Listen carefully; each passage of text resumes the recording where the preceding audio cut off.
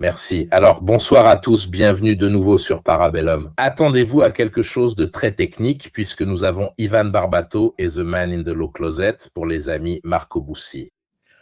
Je crois que tout le monde regarde les marchés et ce qui se passe, par exemple en ce moment, l'indice japonais, le Kospi, vient de sortir à 9,99 en très peu de temps.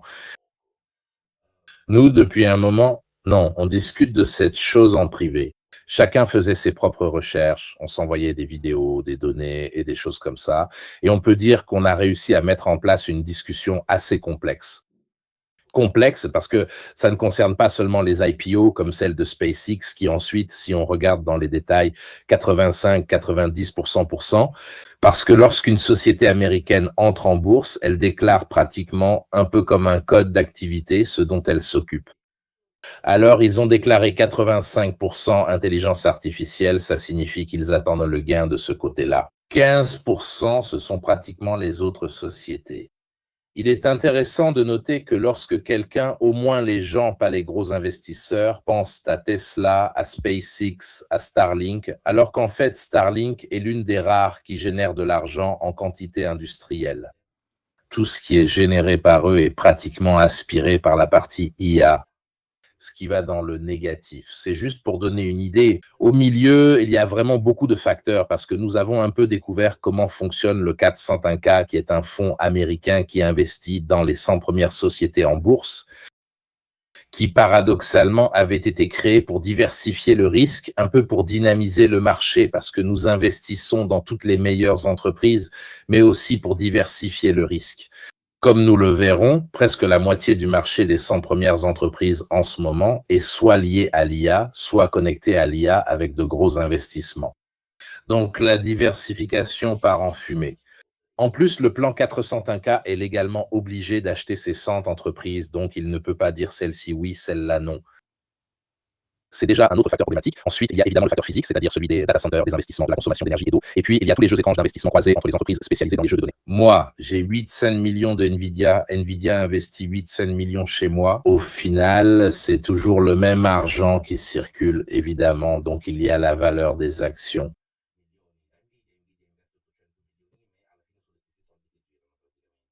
Celle-ci est énorme, évidemment. Questo enorme, c'est-à-dire celle des ensembles de données. Nous avons utilisé, et nous vous le montrerons dans les diapositives, des exemples comme la bulle des chemins de fer, la bulle de la fibre optique ou celle des dot-com. Elles ont à peu près exactement le même schéma. Cela ne veut pas dire que ceux qui adoptent l'IA échouent. Cela signifie que certains échoueront et que d'autres seront rachetés. En général, ils seront rachetés pour 10 centimes sur le dollar de leur valeur. C'est l'histoire des chemins de fer. Les premiers qui ont investi dans les chemins de fer ont pratiquement fait faillite. Ceux qui sont arrivés après et les ont achetés pour quelques sous. Vous pouvez voir l'historique des financements des chemins de fer qui chutaient. Et puis, évidemment, il me semble que nous avons encore les chemins de fer aujourd'hui. Donc, ceux qui les ont achetés après ont payé 10 centimes pour chaque dollar dépensé et ont commencé à développer les chemins de fer et ils en ont tiré profit. Cela ne signifie pas que les investisseurs initiaux faisaient partie de ceux qui en ont ensuite profité, mais ce sont ceux qui sont arrivés après. Là, c'est pour cela que j'ai appelé Marco, parce qu'évidemment, il s'occupe beaucoup des semi-conducteurs, des technologies dans le cadre de son travail, et Ivan qui s'occupe directement de l'intelligence artificielle. Toutes les données que nous avons ici sont vérifiées. Il n'y a pas, disons, de projection spéculative sur la façon dont les choses pourraient évoluer. La plupart des choses qui sont ici sont déjà arrivées ou sont en train de se produire en ce moment. Donc, il ne s'agit pas de dire que cela arrivera peut-être. Ce sont des choses qui sont déjà arrivées ou qui sont en train de se produire. D'abord, évitons la pente glissante, cette erreur logique qui consiste à croire que parce que cela s'est passé ainsi auparavant, cela se reproduira forcément. Mais disons que moi, en tout cas, je resterai très prudent. Je t'en prie, Ivan, commencez. Tout à fait, bien trouvé, tout à fait. Bonsoir à tous. Oui, tout est né de notre curiosité et comme d'habitude, nous avons eu une approche scientifique en cherchant des données, en regardant d'où elles venaient et ensuite nous les avons consolidées. Nous les avons consolidées scientifiquement Évidemment, tout ce dont nous allons parler aujourd'hui ne constitue pas un conseil financier, mais cherche à faire la lumière sur une question. Oui, c'est dès le début, entrons dans les détails. Séparons l'intelligence artificielle d'un point de vue technologique de celle de l'intelligence artificielle vue avec une approche financière. Ce sont deux choses complètement distinctes. La possibilité qu'une bulle se forme en ce moment est plausible, cela devient de plus en plus plausible. Probablement, ce ne sera pas quelque chose de généralisé, mais ce sera sectoriel. Oui, c'est vrai. Mais cela n'aura pas de grands impacts sur la partie technologique. Donc voilà, ce sont deux choses à distinguer totalement. Parce que tout indique que nous allons vers ce que les Américains appellent une phase d'essor puis d'effondrement, c'est-à-dire donc un essor soudain puis ça éclate. Cela s'est déjà produit au fil des années, voire au fil des siècles. Mirko évoquait 2 ou 3 cas. On commence même dans les années 1700, fin 1700, début 1800, avec les fameux canaux. À Manchester, un canal a été construit pour transporter le charbon. Ce fut une véritable révolution, le prix du charbon a été réduit de moitié. Il y a eu une vague d'investissement et qu'a-t-on vu? Elle a vu les premiers investisseurs s'enrichir énormément. Les derniers arrivés ont perdu tout leur capital. Mais cela a commencé à créer un élément qui deviendra ensuite commun et constant au fil du temps, au fil des décennies. L'infrastructure est donc restée et tout ce système de transport a fait en sorte que les investissements initiaux en capital étaient énormes, mais ensuite, les coûts d'exploitation étaient beaucoup plus bas. Cela s'est aussi produit avec les chemins de fer en Angleterre, au Royaume-Uni et en Amérique. De très nombreuses sociétés ont gagné énormément d'argent, mais beaucoup d'investisseurs, comme on le voit justement sur ce graphique.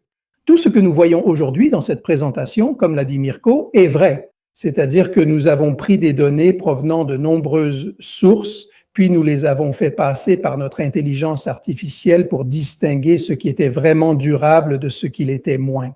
Dans le cas des chemins de fer, il s'est passé la même chose. L'infrastructure est restée, d'énormes capitaux ont été investis et de nombreuses sociétés ont fait faillite ou ont dû se restructurer.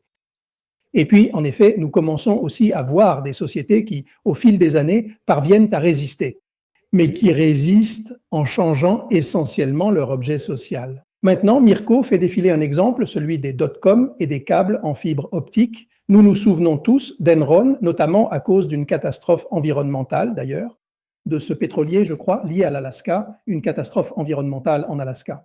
Donc, beaucoup de sociétés, beaucoup de grandes entreprises ont dû changer de cap parce qu'elles avaient perdu trop d'argent, elles avaient perdu leur réputation et tout le reste. Même dans le cas des dot-com et de la fibre optique, cela a été un investissement incroyable en très peu de temps.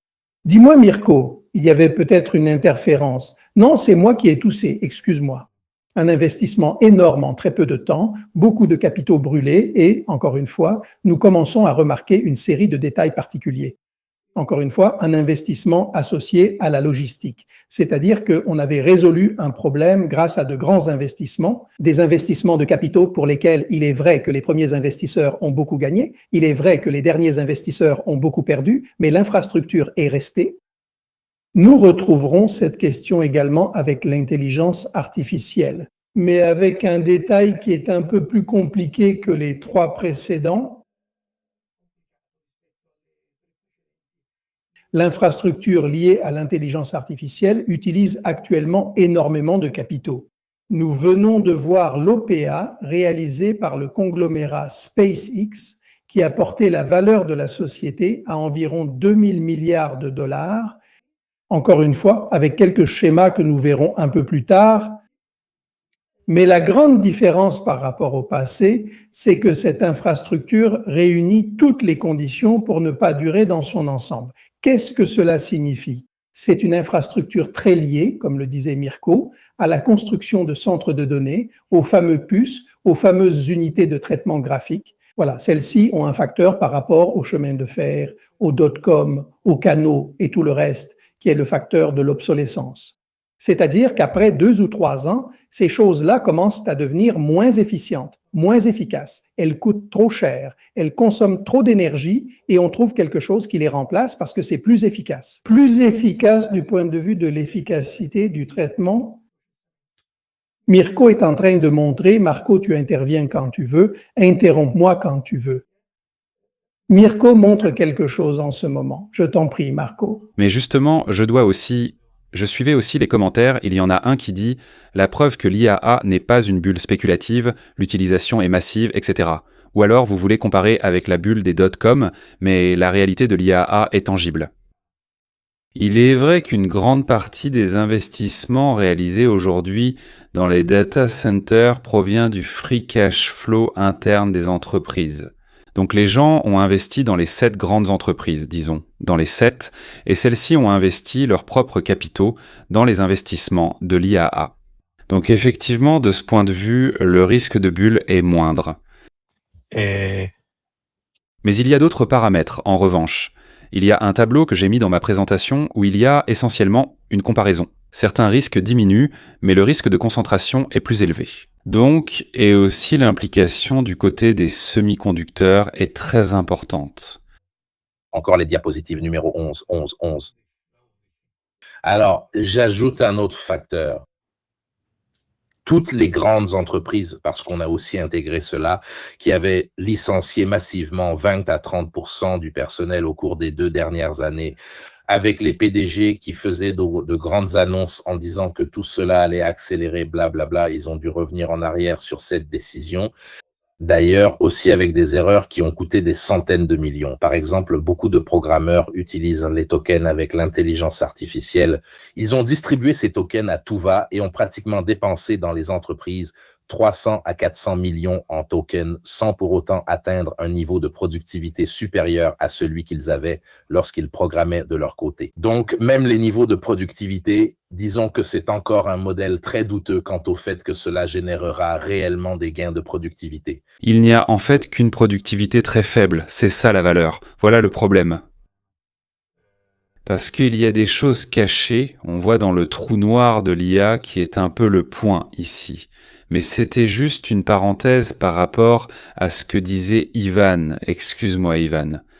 C'était simplement pour expliquer pourquoi j'ai fait ce commentaire et donner ce contexte à notre discussion. Tu as très bien fait et continuons sur cette lancée.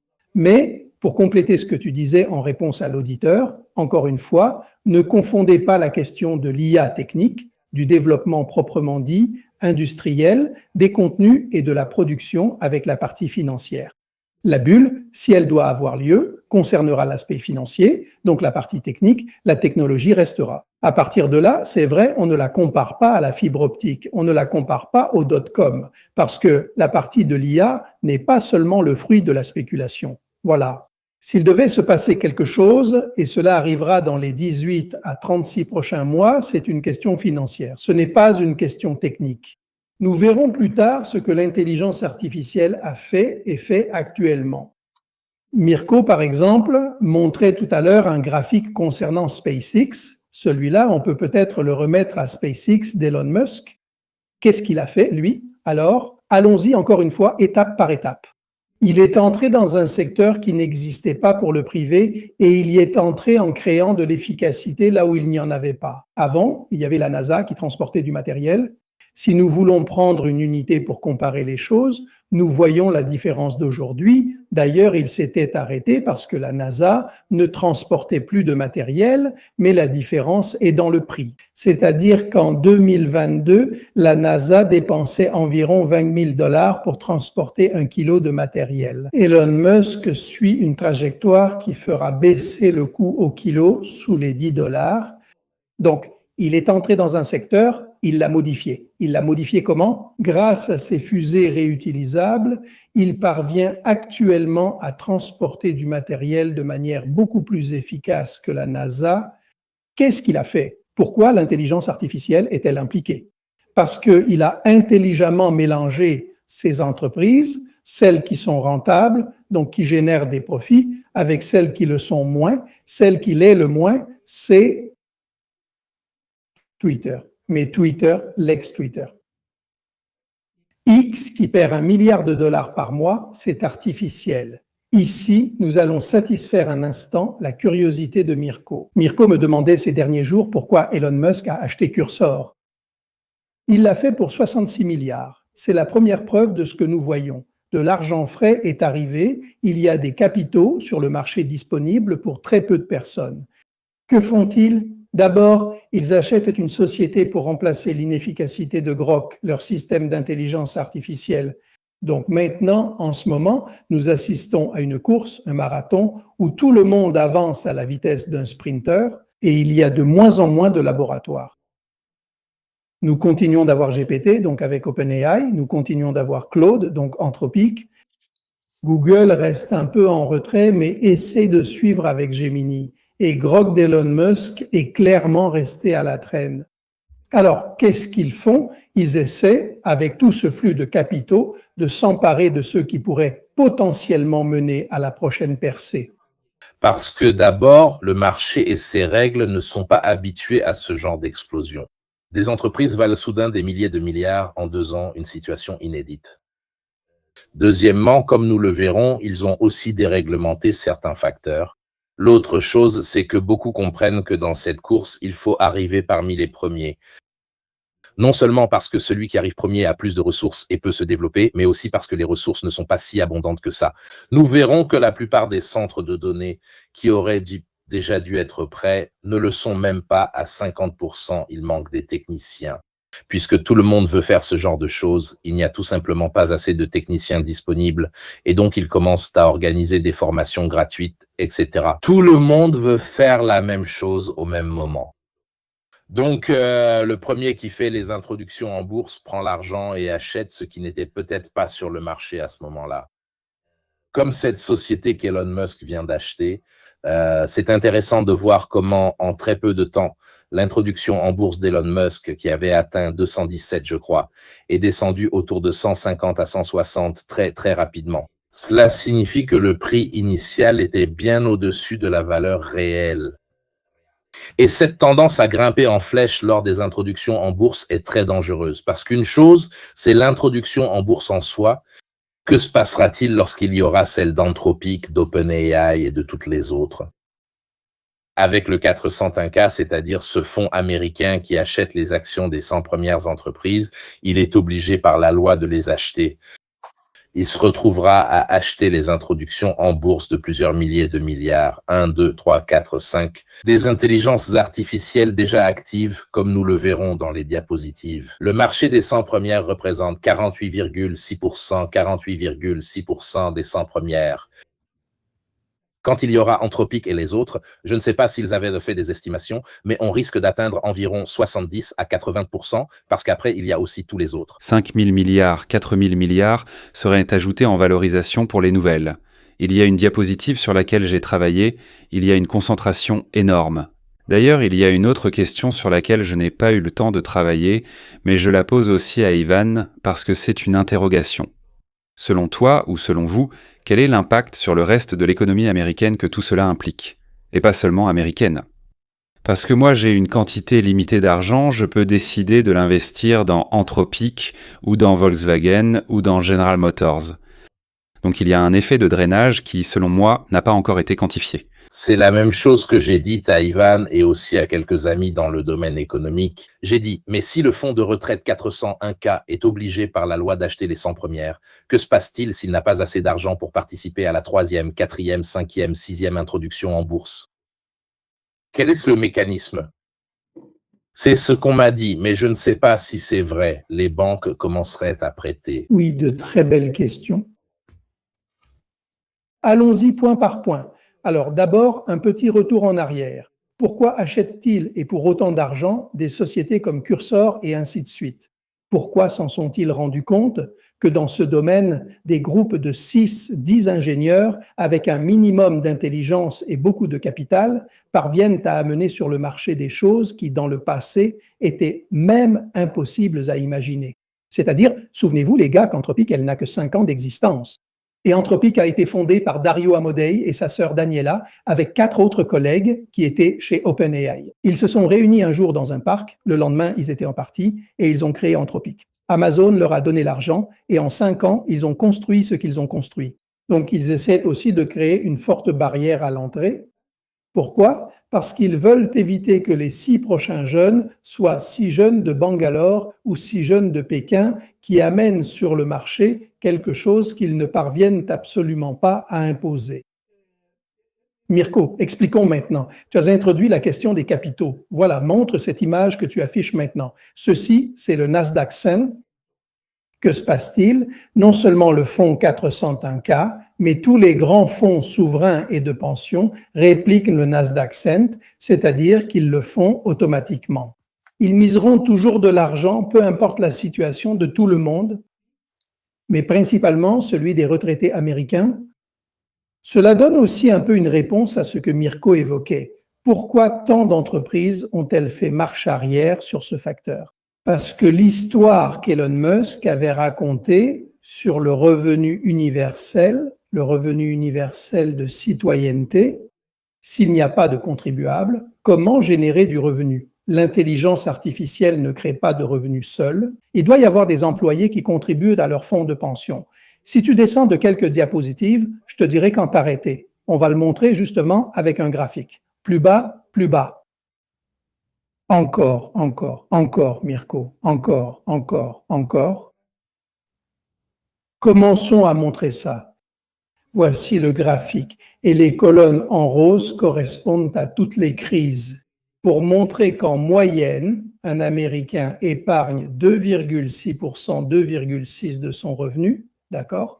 Toutes les parties en rose, c'est quand il y a eu peu d'épargne, 0,6. S'il gagne $1000 par mois, ce n'est même pas suffisant pour un hamburger. Non, ils les dépensent tous, d'accord? Donc, au moment où il n'y a plus d'économie, si tu descends encore, on en trouve encore. On doit aller un peu à la chasse maintenant. Ceux-là, on les montrera après. Encore, Mirko, parce qu'ici, le voilà. C'est l'écart des sociétés qui ont commencé à licencier des personnes et qui ont ensuite constaté qu'il n'y avait plus de gens pour apporter de l'argent dans les fonds. Parce que tu dois économiser, tu dois verser des cotisations basées sur ton travail. Donc, la grande différence entre ce que disait Mirko, le 401K est un fonds de pension classique et le 401K a ses propres règles. Le risque est entièrement transféré à la personne qui gère alors son argent elle-même, alors que le fonds de pension ne te permet de voir l'argent que lorsque tu es à la retraite. Voilà, si entre-temps il les dépense, il n'en a plus. Et par conséquent, il faut des gens qui travaillent. Donc, cette fameuse histoire du revenu universel pour tous, il faut quand même faire 2 calculs. Et puis maintenant, puisque nous en sommes au graphique, relions cela aussi à quelque chose qui fera plaisir à tes auditeurs, parce que cela concerne aussi la guerre, et comprenons pourquoi. Attends, descendons un peu plus bas, voyons si on le trouve. Mirko, c'est celui des indices, encore plus bas. Encore. Ce n'est même pas celui-là. On aurait dû faire des présentations plus courtes. Il n'y a rien à faire. Mirko, vas-y, pendant que je l'introduis, va chercher l'indice sur les taux d'intérêt des obligations américaines. Un peu plus haut, peut-être. Veil. Ça, c'est parce que pendant que tu le cherches, je vais l'expliquer. Parce que ça se relie aussi, voyons un instant, à la guerre en Iran. Parce que la bonne Amérique, le bon Trump, a tout fait pour mettre son homme à la réserve fédérale parce qu'il veut faire baisser les taux d'intérêt. Mais au moment où la guerre en Iran, dans le Golfe, dure encore quelques semaines, que va-t-il se passer? Les réserves mondiales de pétrole diminuent. Quand les réserves mondiales de pétrole diminuent, que font les États? Ils vendent surtout des obligations américaines. Par conséquent, l'Amérique doit absolument augmenter les taux d'intérêt. Sinon, elle n'arrive pas à attirer les investisseurs. C'est pourquoi la vraie raison pour laquelle on se trouve en ce moment en Suisse, à Lausanne, à Genève et ailleurs, en train de négocier avec l'Iran pour essayer d'arrêter. Tout cela est lié au fait qu'ils ne veulent pas voir les taux d'intérêt augmenter. Les taux d'intérêt en ce moment sont absolument liés à la fois au pétrole et à l'excès d'investissement dans l'intelligence artificielle. Parce que, comme nous le disions, j'ajoute aussi une chose. Il y a des pays qui se sont retrouvés dans beaucoup d'ennuis à cause de cela. Parmi ceux-ci, nous en citerons 2. Les Émirats arabes unis et le Japon se trouvent dans une situation assez difficile. Le Japon à cause de l'immense ratio dette-PIB et les Émirats arabes unis également. Parce que, évidemment, ils se sont retrouvés avec l'économie pratiquement gelée et à ce moment-là, ils ont appelé. Des émissaires du gouvernement ont pris contact en disant essentiellement « Écoute, nous avons maintenant besoin de récupérer de la liquidité. Nous aurons l'option de mettre sur le marché des obligations du Trésor américain. Ou alors vous nous ouvrez une ligne de crédit en liquidité. Et nous nous retrouvons dans une situation où la Fed accorde essentiellement des swaps de liquidité au gouvernement, au fonds souverain des Émirats arabes unis. Cela pourrait déclencher un effet d'émulation où tous ceux qui détiennent, je citais le Japon. Ce n'est pas un hasard s'ils possèdent autant d'obligations du Trésor américain. Et ils se retrouvent dans la situation d'avoir été impactés par cette chose. Ils disent « Hey, j'ai besoin, il faut récupérer de la liquidité. On m'ouvre une ligne de crédit, une ligne de liquidité, ou alors je commence à vendre les titres du Trésor sur le marché. » Et cela peut évidemment mettre sous pression les faibles phénomènes inflationnistes. Donc au lieu de baisser les taux d'escompte, ils peuvent les augmenter si tu augmentes les taux d'escompte. Les entreprises impôts américaines, qui sont très endettées, ont un fort effet de levier. Toute l'économie américaine a un fort effet de levier. Clairement, il y a un risque d'entraîner tout le monde, un risque de course vers le bas, et donc la seule solution sera évidemment d'imprimer encore plus de monnaie. Je veux aborder un autre point. Donc nous avons, ceci est Mega Hippo, le fonds américain qui gère aussi, entre autres, les retraites et qui achète par la loi les actions des 100 premières entreprises. Donc, il s'expose parce que quand il deviendra une écrasante majorité, tout reposera sur une seule technologie. Pratiquement, ce fonds dépendra de la façon dont le marché lié à cette technologie évoluera. L'autre, c'est une curiosité que j'ai eue, puis j'ai demandé à Ivan, concernant la croissance américaine, quelle part est représentée par les investissements dans l'IA? C'est le chiffre qui est ressorti, Ivan, dis-le toi-même car il est incroyable. C'est ridicule aussi, parce qu'après, on va vous montrer comment ils ont fait le schéma, non? Ce n'est évidemment pas un schéma de Ponzi, mais c'est un schéma basé sur des promesses, essentiellement. C'est un schéma dans lequel ces grands investissements, qui prévoient principalement la création d'unités de production de puces et de centres de données, ne sont encore que des promesses. Ces éléments sont restés très théoriques, au moins pour l'an dernier, cette année et l'an prochain. L'impact sur le chiffre américain est nul. Pourquoi ces centres de données n'ont-ils pas été mis sur le marché? Beaucoup de ceux que nous voyons ont simplement été annoncés, d'autres se retrouvent avec des pourcentages d'achèvement absolument faibles. Nous voyons désormais un phénomène autrefois typiquement européen. Il y a des protestations, des gens qui n'en veulent pas. Je ne sais pas si vous l'avez remarqué. L'État du Maine a interdit la construction de centres de données et le nombre de manifestations contre les centres de données a été multiplié par 25 entre 2023 et aujourd'hui. Sachez que beaucoup de ceux qui devraient être construits sont énormes. On parle de S-centres de données de la taille de 60 terrains de football, etc. Ils ont également créé des effets intéressants, même du point de vue du marché énergétique américain. Chez nous, la réglementation est plus stricte pour ceux vivant près d'un centre de données. Ils ont soudain reçu des factures de 8 000 $ ou similaires. C'est tout à fait vrai, tu as la page 18 en dessous. Si tu la mets, on va montrer ce graphique. Voilà, c'est comme ça que le réseau américain est divisé, contrairement au réseau italien et européen, qui peut être un peu obsolète, mais c'est quand même quelque chose de continu. En Amérique, elle est divisée par tronçons. Là où l'on produit de l'énergie à bas coût, par exemple, ERCOT au Texas arrive à attirer beaucoup d'investisseurs parce qu'il a de l'énergie à bas coût, mais il a des tarifs variables. Donc, qu'est-ce qui se passe si tu te retrouves près d'un centre de données et que les choses tournent mal d'un point de vue technologique? Donc, s'il y a une anomalie, une panne, voilà. Il privilégie ceux qui consomment beaucoup et leur apportent des revenus réguliers chaque mois.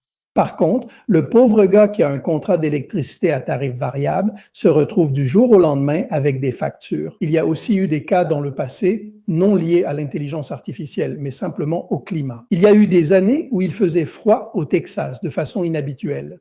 Eux, contrairement aux Européens, n'ont pas tendance à enterrer les câbles. Ils les ont en surface. Donc, la plupart des câbles s'étaient cassés, les câbles de moyenne et haute tension. Voilà, il leur a fallu des mois pour tout rétablir et il y a eu des gens qui se sont retrouvés avec des factures de 200 000 $. Donc maintenant, il y a deux grands courants. Les très grandes entreprises, comme Microsoft, Meta et d'autres, envisagent même des centres de données avec leur propre centrale électrique. Ils les construisent entièrement hors réseau, en dehors de l'interconnexion, afin d'éviter de nombreux problèmes. Mais n'oublions pas une chose, ces centrales consomment des ressources, donc elles consomment du terrain, de l'eau, elles amènent la centrale. Si elle fonctionne au gaz ou avec d'autres technologies, elle peut aussi potentiellement causer des problèmes de qualité de l'air. Donc en somme, ils commencent à acquérir de l'expérience. Disons qu'en Europe, nous la connaissons assez bien parce que si elle se rebelle, eux, ils ne la connaissaient pas tellement. Mirko, ensuite j'ai retrouvé, je crois que c'était à la page 16, le graphique si tu veux le montrer, celui sur les taux d'intérêt, non peut-être plus haut, apparemment je l'aurais fait. Ce sont les résultats que nous avons, mais ça vaut la peine de montrer celle que tu as montrée tout à l'heure, celle avec la partie surlignée. Je crois que c'est la page 12 parce qu'elle explique quelque chose. Descend un peu plus bas quand il est écrit Musk. Voilà. Qu'est-ce que Musk a fait au juste? Il a réuni SpaceX qui rapporte, il a réuni Starlink qui rapporte énormément, et il a réuni X, qui était l'ancien Twitter qui perd 1 milliard par mois, et il a réuni Grok, qui était cette intelligence artificielle qu'il avait créée simplement parce qu'il avait commencé à se disputer avec ce Sam Altman, celui d'OpenAI. Voilà, regardez un peu dans ces trois petits résumés, dans ces trois paragraphes qu'ils ont été capables de faire tout à l'heure. Par exemple, si tu voulais faire partie du Nasdaq Cent, tu devais attendre 1 an, voire 2, pour être admis, alors que maintenant ce n'est plus le cas. Il doit simplement avoir 15 jours de négociation. Bref, des règles qui ont un peu changé, ça ressemble plus à une république sud-américaine qu'à l'Amérique. Le flux de trésorerie est positif. Avant, il devait avoir 10% de flottant, ce qui signifie 10% d'actions toujours disponibles sur le marché. C'est-à-dire qu'un investisseur normal peut les acheter et maintenant non. Ils les ont abaissés. Ils les ont abaissés à 4 ou 5. Pourquoi? Puis ils lui ont donné le facteur de multiplication de 3 parce qu'elle est spéciale simplement pour cela.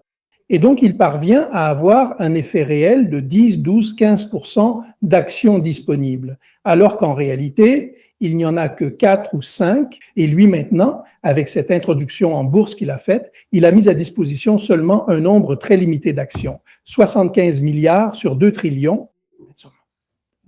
À un prix, cependant, avec un engouement extrêmement élevé. Entre elles, la chose intéressante, c'est que ces changements de règles ont eu lieu en mai, donc tu changes les règles, et en juin. Il y a la plus grande introduction en bourse, la plus grande IPO jamais réalisée jusqu'à aujourd'hui.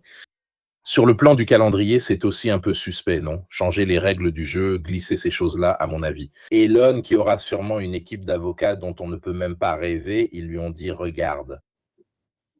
Les 2 ou 3 premiers réussissent, mais pas le 3e. À mon avis, les règles vont commencer à changer, donc c'est le moment d'agir. L'autre, c'est le lobbying, raconte cette histoire de lobbying qui, selon moi, est aussi très intéressante. Mais pensez à cette question chronologique, d'accord? Alors, OpenAI n'avait pas l'intention de faire une introduction en bourse. Va-t-elle déjà le faire aux États-Unis? Ils disent qu'ils ont déjà déposé les premiers documents pour faire l'introduction en bourse. Par contre, celle qui veut le faire, c'est Anthropic. Elle le fera vers octobre ou novembre. Si vous faites attention, la quantité de bâtons dans les roues que l'administration américaine met à Anthropic est vraiment incroyable. La semaine dernière, il semble qu'ils aient bloqué un modèle, mais en fait, ce n'est pas vrai. On expliquera ensuite pourquoi ce sont les mêmes employés d'Anthropic qui l'ont bloqué. Que se passe-t-il? Eh bien, il se passe que l'État s'est rendu compte de quelque chose, c'est-à-dire qu'il ne faut pas penser que l'administration américaine soit si naïve. Il compte aussi sur le fait qu'il peut y avoir une bulle, il compte aussi sur le fait que certains ne résisteront pas, et il compte aussi sur le fait qu'on peut nationaliser, si nécessaire. L'une de ces sociétés, en ce moment, celle qui attire le plus l'attention, c'est évidemment Anthropic, qui intéresse beaucoup, intéresse parce qu'il semble qu'elle soit plus avancée que les autres en termes de modèles de pointe, de modèles d'avant-garde. Elle intéresse parce que c'est une société qui n'est pas alignée avec le système. Et elle intéresse parce que elle Elle a des modèles en réserve qu'elle n'a pas encore montrés. Si celui qu'ils ont bloqué est très puissant, imaginons ceux qu'elle n'a pas encore montrés. Et donc beaucoup, dans l'administration américaine, ont jeté leur dévolu sur cette société. Ils se basent aussi sur ce que Mirko est en train de montrer. En fin de compte, les valeurs en bourse sont une chose et elles sont extrêmement élevées. Et au contraire, le cash, c'est autre chose. Les Américains disent « cash is king », c'est-à-dire que si tu as de l'argent, tu fais ce que tu veux. La seule grande entreprise qui a de l'argent réel, c'est Amazon. Le reste, en somme, fait tout à crédit, non? Tout ça à perte. Tout ça à perte. C'est-à-dire qu'ils sont simplement en train d'échanger des promesses de contrats les uns avec les autres, mais personne n'a l'argent, enfin seulement Amazon. Et pourquoi Amazon a-t-il cet argent? Explique-nous un peu, Marco, tous ces circuits étranges d'investissement croisés et aussi les différents niveaux sur lesquels tout cela se superpose. Je le sais, sta vicenda, non? Oui, il y a un problème de déficit de productivité. Tu mentionnais tout à l'heure le fait qu'il y a eu des réembauches. Écoute, dans notre entreprise, on me disait que mon collègue a participé à une réunion de ses PDG européens. Vous voyez, il y a des films où l'on voit quelqu'un qui court, qui fuit l'incendie, et quelqu'un d'autre qui va dans la direction opposée, parce qu'il n'a pas encore compris ce qui se passe, n'est-ce pas? Ou dans une zone de danger. L'Europe en est encore là, dans le sens où les principaux PDG européens prévoient d'un PSPO de licencier entre 20 et 30% de la main-d'œuvre, parce qu'ils vivent encore, disons, selon ces prévisions. Maintenant, nous allons parler un instant de ces prévisions, parce que beaucoup des AIP sont liés depuis longtemps à une sorte de climat culturel qui s'est créé. Il y a un problème de déficit de productivité qui n'a pas encore été démontré. En général, l'augmentation de la productivité vient après un certain laps de temps, non? Il y a un temps, regardez la bulle Internet. Les entreprises Internet, en fait, n'ont pas démontré que les gains arriveraient, mais les gains sont arrivés. Une décennie plus tard, 5 à 7 ans après, elles ont commencé à être productives, les sociétés qui ont survécu. Donc la bulle se forme, la bulle éclate, les survivants qui trouvent le modèle sont en quelque sorte consacrés. Et pratiquement, ils réussissent. Ensuite, je précise qu'une augmentation effective de la productivité n'a pas encore été démontrée, non? C'est encore une antinomie comme ça. Problème de CAPEX circulaire, investissement croisé et accord de bulle qui éclatent. Les survivants comme OpenAI utilisent les GPU de NVIDIA tout en investissant dans NVIDIA. Cela, évidemment, a un aspect de modèle, somme toute, parce qu'on utilise le flux de trésorerie disponible des sociétés, on ne l'utilise pas. Disons que pour le moment, ils empruntent de l'argent, seule une partie de cet argent est empruntée. La bulle éclate.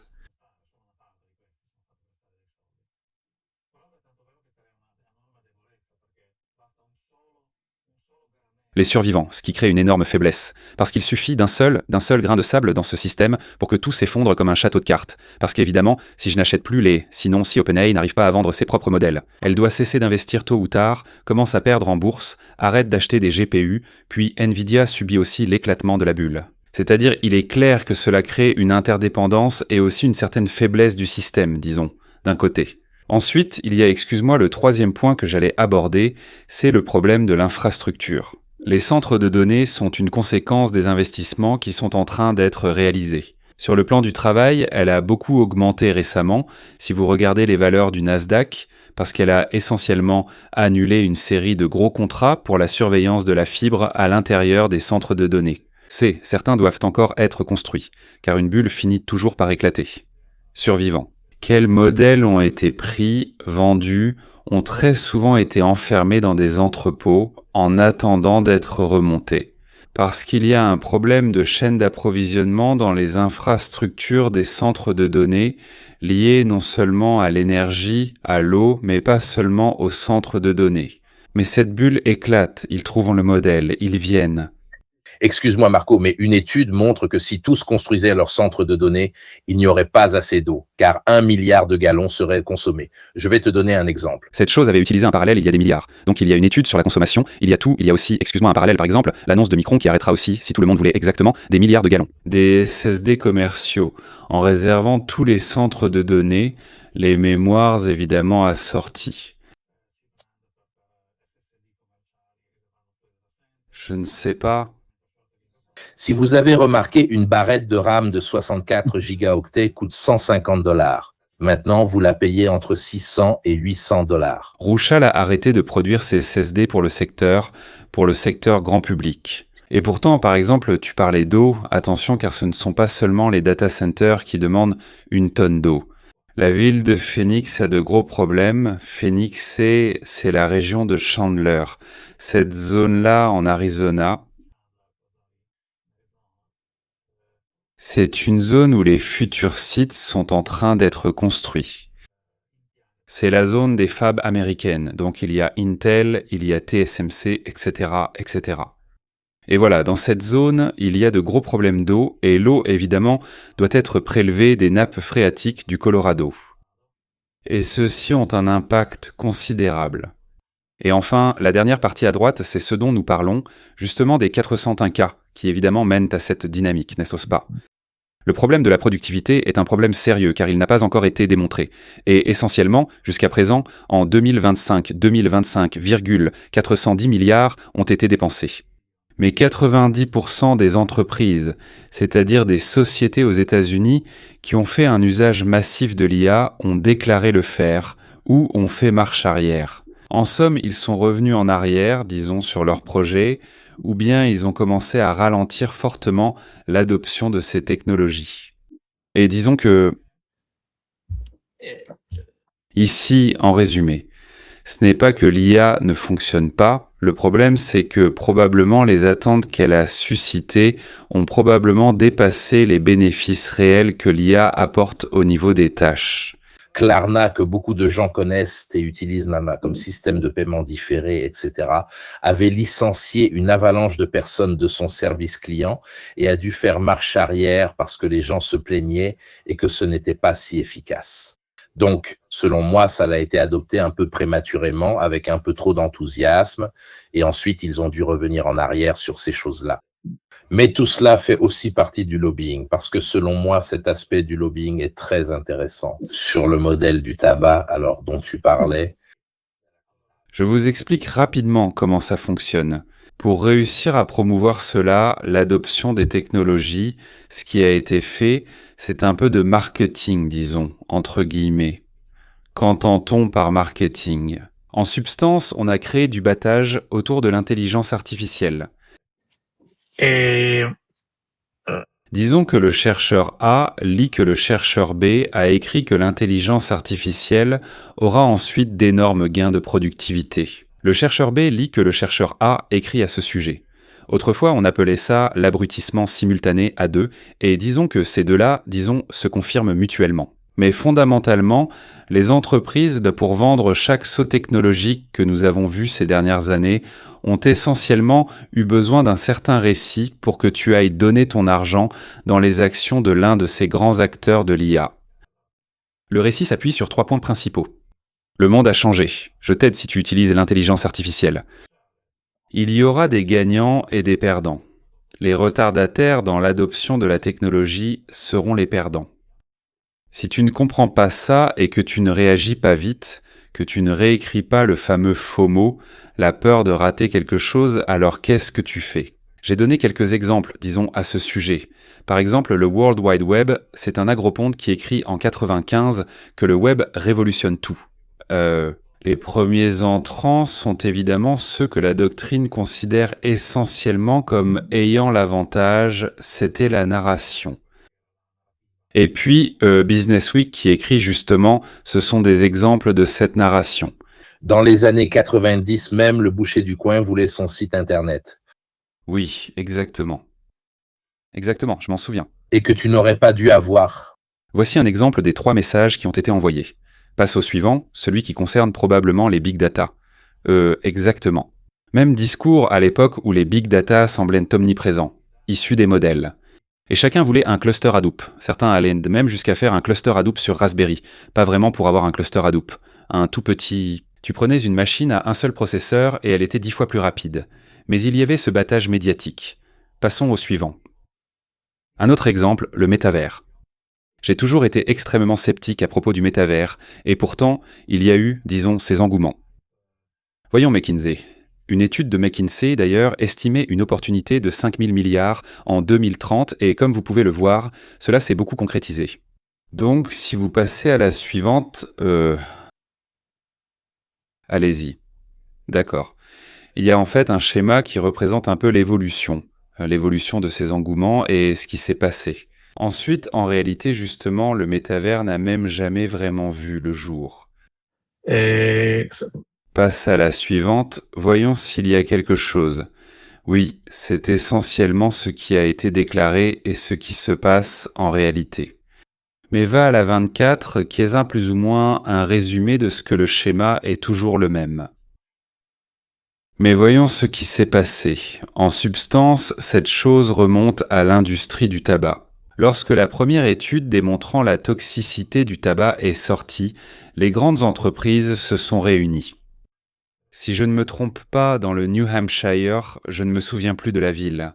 Quoi qu'il en soit, ils se sont mis d'accord et n'ont fait que recruter d'autres équipes de scientifiques, car il s'agissait d'études qui devaient simplement semer le doute. Donc pendant 20 ans, regardez, pendant 20 ans. Petit conseil, regardez le film Thank You for Smoking. Il est aussi amusant, mais il montre bien comment fonctionne le lobbying du tabac. Il rémunérait des scientifiques menant des expériences contraires. Ou bien que la chose était encore un peu incertaine à définir, non? Exactement. Il se moquait d'eux et disait « Nous parions que vos scientifiques mettront 50 ans pour arriver à une conclusion. » Quoi qu'il en soit, voici un exemple de ce que sont 5 études commandées ou de coopération récente. Maintenant, la coopération existe, clairement. Ce n'est pas que... Le problème, c'est qu'il y a des parties qui sont encore inconnues concernant le comportement des transformers, etc., etc.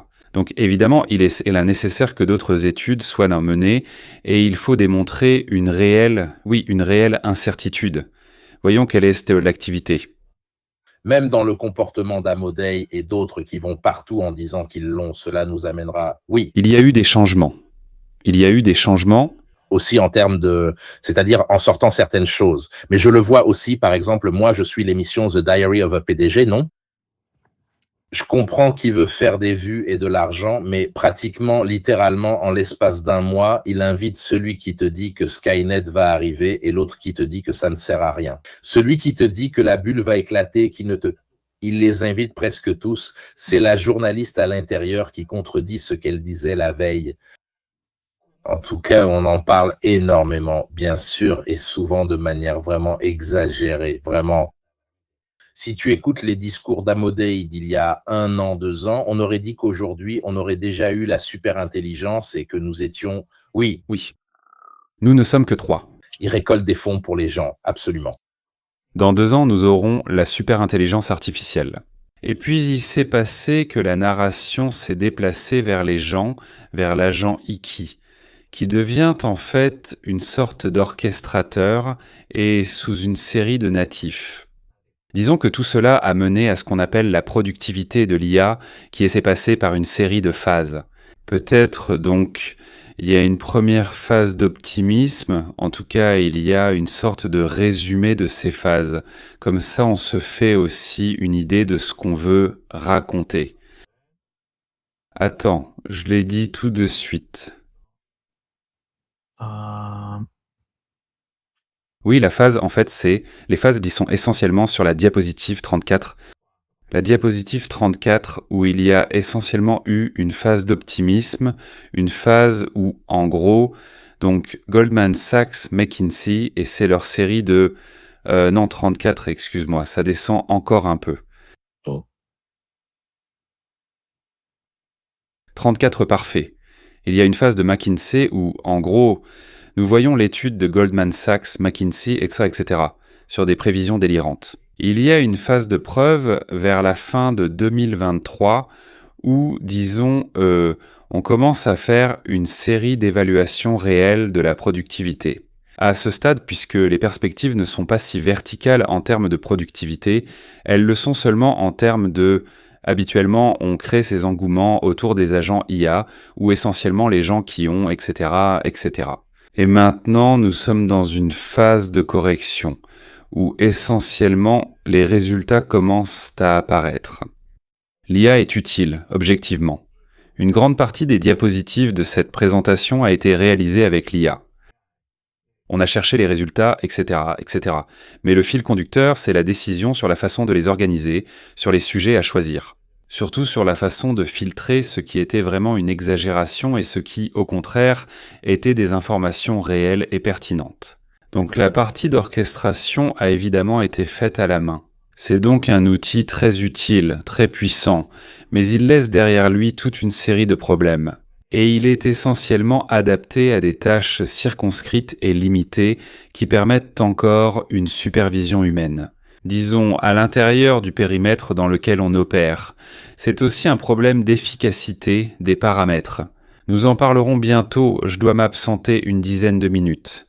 Mais essentiellement, il y a un problème d'efficacité des paramètres. C'est-à-dire, si vous y pensez, nous en parlerons après. En tout cas, essentiellement, il y a essentiellement un trou noir au centre de l'IA. Ce qui est lié au fait que nous ne savons essentiellement pas comment fonctionne un transformer au cœur de son comportement. Nous ne pouvons donc pas encore totalement faire confiance au comportement à ce stade. Donc il est probable que quelqu'un y soit parvenu, de la manière à laquelle Ivan faisait référence. À Ivan, ils ont une meilleure connaissance des dynamiques qui se développent à l'intérieur, mais cela se traduit essentiellement par une série d'effets. De ceux qui, probablement étant un peu éloignés de cette technologie, pensaient essentiellement à remplacer toute une main-d'œuvre de personnes, et à les licencier. Il y a un très bel exemple donné par un blogueur qui prend l'exemple d'un radiologue. Un radiologue, ce n'est pas seulement interpréter une seule radiographie, c'est aussi la relation avec le patient, connaître l'histoire clinique, la caractérisation clinique du patient et même les habitudes personnelles du patient. Et tout ce qui entoure cela. Ce sont 30 aspects différents qui sont difficiles à rassembler et à coordonner dans un modèle d'IA. D'accord? Mais sur la partie radiographie, il les a surpassés. Exactement, la tâche unique, la tâche individuelle, c'est exactement ça. Le vibe coding, c'est quelque chose qui ne fonctionne absolument pas parce que ça crée des désastres. Mais dire à une IA, crée-moi une série de classes qui fonctionnent de cette manière. Par classe, j'entends des programmations classiques, donc des classes en C ou en Java, structurées de cette façon selon ces directives, ça marche très bien et ça améliore ton travail. Alors, si tu es capable de bien comprendre cette différence, tu sais où l'exploiter et tu sais quel est le domaine. Cela signifie cependant qu'il reste encore toute une série d'analyses de production à faire sur le fait de savoir si c'est réellement plus productif, étant donné le coût énorme que cela représente. Cela nous amène à l'efficacité paramétrique que nous aborderons peut-être bientôt. Je crois voir le petit texte. Ivan, parlons de ce que l'intelligence artificielle a créé jusqu'à présent. Bien sûr, au vu de ce qu'ils ont investi, rien de tout cela n'a encore généré ou ne peut couvrir ses coûts, mais il est intéressant de voir où cela fonctionne. Absolument. C'était une très belle intervention de la part de Marco. Je fais un petit pas en arrière, puis on va tout de suite aborder ce point pour renforcer la question des grains dont parlait Marco. Rappelons-nous qu'il y a deux acteurs dans ce processus qui sont fondamentaux et uniques. Il y a la TSMC, la société de Taïwan qui produit les puces. Donc, les puces de dernière génération sont produites uniquement par eux. Ils détiennent plus de 98% du marché mondial. Donc, s'il devait arriver quelque chose à cette société, eh bien, la catastrophe serait plus qu'annoncée. Elle serait totale. Et l'autre concerne l'Europe, la seule entreprise au monde, une entreprise néerlandaise qui est capable de fabriquer des machines pour produire ces puces. Elle s'appelle ASML. Encore une fois, la technologie leur appartient. Ce sont les seuls au monde. Il n'y en a pas d'autres capables de le faire. Et donc, au moment où il arriverait quelque chose à cette entreprise, le marché de l'intelligence artificielle s'arrête. Cela dit, Marco a presque entièrement raison. Maintenant, c'est moi qui vais défendre l'intelligence artificielle. Pourquoi? Alors, c'est vrai qu'il y a des facteurs de viralité, non? Les Américains avaient besoin de créer un rêve. Et ils ont créé ce rêve à travers ce baratin sur l'intelligence générale, la superintelligence, c'est notre drapeau et tout le reste. Pourquoi avait-il besoin de créer un effet viral? Beaucoup ont misé sur l'adoption de l'intelligence artificielle par les utilisateurs. ce qui a apporté de grands bénéfices parce que cela a amené une énorme masse de personnes qui ont été éduquées en 1 an ou 2, essentiellement. Ceux qui utilisaient Google utilisent maintenant GPT pour faire leurs recherches. Donc, ils ont réussi à éduquer. Je ne sais pas si tu as vu la quantité de publicité sur YouTube. Tu fais des sites avec l'IA, tu programmes avec l'IA, tu fais du graphisme avec l'IA, tu fais des films avec l'IA, de la photographie avec l'IA, pratiquement tout. Fais ton application avec l'IA, etc. Non, cela est dû à quoi, Mirko? Nous l'expliquons très rapidement et très simplement. Tout se passe dans la Silicon Valley. Dans la Silicon Valley, il y a ces 4 ou 5 acteurs qui font ce marathon et ils s'échangent les athlètes les uns avec les autres. N'aimant pas l'un, ils passent à l'autre et ainsi de suite. Ainsi, tous se concentrent sur le même facteur, les grands modèles de langage. Marco parlait des transformers et du reste. Tout cela est vrai, d'accord? Mais elles sont liées au fait que l'intelligence artificielle a été délibérément mise à la disposition des utilisateurs finaux. Donc, on est parti de la base au lieu de construire les piliers. Voilà pourquoi il y a toutes ces divergences. Même dans la narration, le récit américain tend vers la création d'un rêve, le récit chinois, qui n'existe pas, du moins dans le monde occidental, s'est orienté vers une production manufacturière. Donc, on parle plus de robots.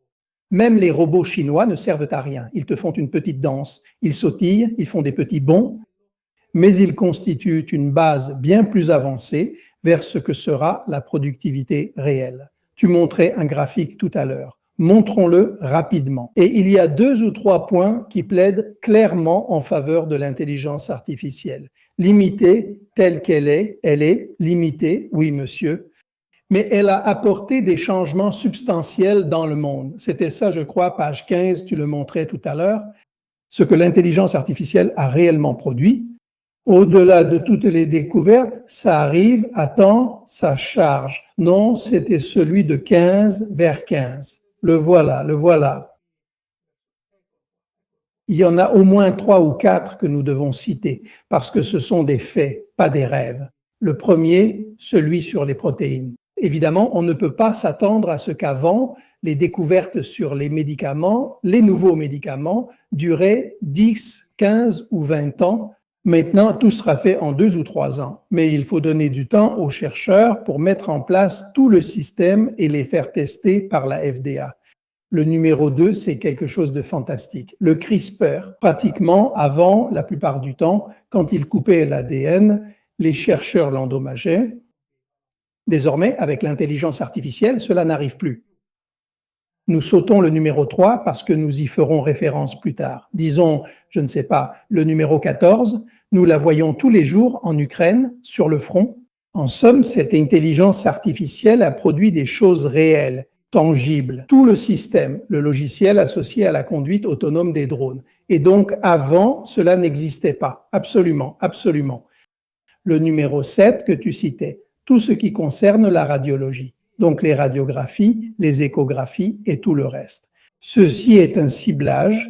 Images satellitaires, études absoluto. Absoluto. C'est-à-dire, par exemple, prenons encore une fois, nous citons toujours les choses positives et puis nous devons admettre les choses qui n'ont pas fonctionné. C'est-à-dire, Palantir, au début de la guerre d'Iran, a montré le véritable potentiel. Évidemment, ensuite, tous les problèmes sont apparus, toutes les choses qu'il n'avait pas prévues. Ce sont ces choses-là qui ternissent un peu, disons entre guillemets, le bon nom de l'intelligence artificielle. En ce moment, tous se rappellent avoir oublié 2 éléments sur le détroit d'Ormuz, mais personne ne se souvient des actions accomplies. Mais écoute, au niveau tactique, rien à dire. C'est-à-dire, les opérations de ciblage, les bombardements menés ont vraiment causé beaucoup de dégâts. Je ne pense pas qu'ils devaient aussi prévoir les scénarios et la réaction de l'adversaire. Par exemple, le fait de ne pas défendre les pistes ou qu'ils auraient répondu en frappant à leur tour les systèmes d'alerte précoce ou les usines de dessalement, etc. Je ne sais pas s'ils ont appliqué l'IAT là-dessus. Anthropinie n'a jamais donné de détails précis à ce sujet. Les Ukrainiens en ont un peu parlé. C'est-à-dire, en tout cas, moi qui ai un peu suivi, j'ai compris qu'il y a un peu d'intelligence artificielle anthropique derrière l'étude, par exemple, de l'approche vers Moscou. Ils étudient les mouvements des batteries antiaériennes, où sont placées les batteries russes, leur capacité, etc. Et ils trouvent, disons, le schéma le plus facile. À chaque fois de manière dynamique, en s'y faufilant grâce à une analyse par intelligence artificielle, il peut aussi te dire « Regarde, C'est la meilleure façon d'y arriver, mais il ne va pas te dire « Regarde, dans un an, il pourrait se passer ceci si tu fais 100 attaques chaque mois. » Honnêtement, les projections à long terme faites par l'IA fonctionnent très bien. Non. Je peux vous suggérer un excellent article de Foreign Affairs, Losing the War of the Future de Paul Scharr. Il parle justement évidemment de l'IA, des drones, etc., etc. Et de combien la guerre en Iran a un peu changé le paradigme et a potentiellement rendu obsolète beaucoup d'éléments de la doctrine militaire américaine. Disons la doctrine militaire actuelle. Si vous y pensez, Hormuz est spectaculaire du point de vue... Nous, Marco, avons créé notre intelligence appelée Argos, qui est basée sur une doctrine fondamentale. Sans intervention humaine, sans jugement final humain, il n'existe actuellement aucune intelligence artificielle capable de faire des prévisions plausibles. C'est-à-dire, le problème est justement là. Lorsque tu retires le facteur humain, l'humain dans la boucle, surtout dans la partie décisionnelle, l'intelligence artificielle devient un accélérateur. C'est un accélérateur. Regarde. C'est curieux, Marco, car j'en ai tiré exactement la même conclusion. Justement, ces jours-ci, j'écrivais un chapitre pour Mondadori, pour le livre que nous faisons, c'était Parabellum. Nous sommes absolument convaincus que la prochaine guerre se déroulera plus ou moins comme celle-ci, ce qui est l'une des plus grosses erreurs que tu puisses faire. Sur le plan historique, nous en avons 3000 exemples si nous sommes convaincus que la prochaine guerre sera encore une avalanche de drones. Et nous utilisons justement l'Iran, mais aussi les premiers signes que nous avions même inclus dans le livre Les mots de la guerre, donc cela remonte à des années maintenant. Presque 3 ans se sont écoulés lorsque les Houthis ont utilisé des masses de drones à bas coût pour attaquer l'Arabie Saoudite. Ils ont causé une avalanche de dégâts et même les coûts de défense ont été exagérés. Du genre, les patriotes pour abattre des drones, non? Je ne sais pas. 6 millions par missile pour abattre un drone de $20 000. Tous ces signes étaient déjà là et ils ne sont pas en faveur des groupes restreints, des petites armées de professionnels avec des systèmes hautement technologiques et coûteux. Mais cela allait justement dans le sens d'une guerre asymétrique qui est d'ailleurs celle que l'Iran a menée, ce qui est un peu drôle. L'Iran a passé 40 ans à créer des systèmes de missiles incroyables. Pour eux, disent-ils, un investissement colossal, finalement ce qui a le plus rapporté. Qu'est-ce que ça a été? Les drones.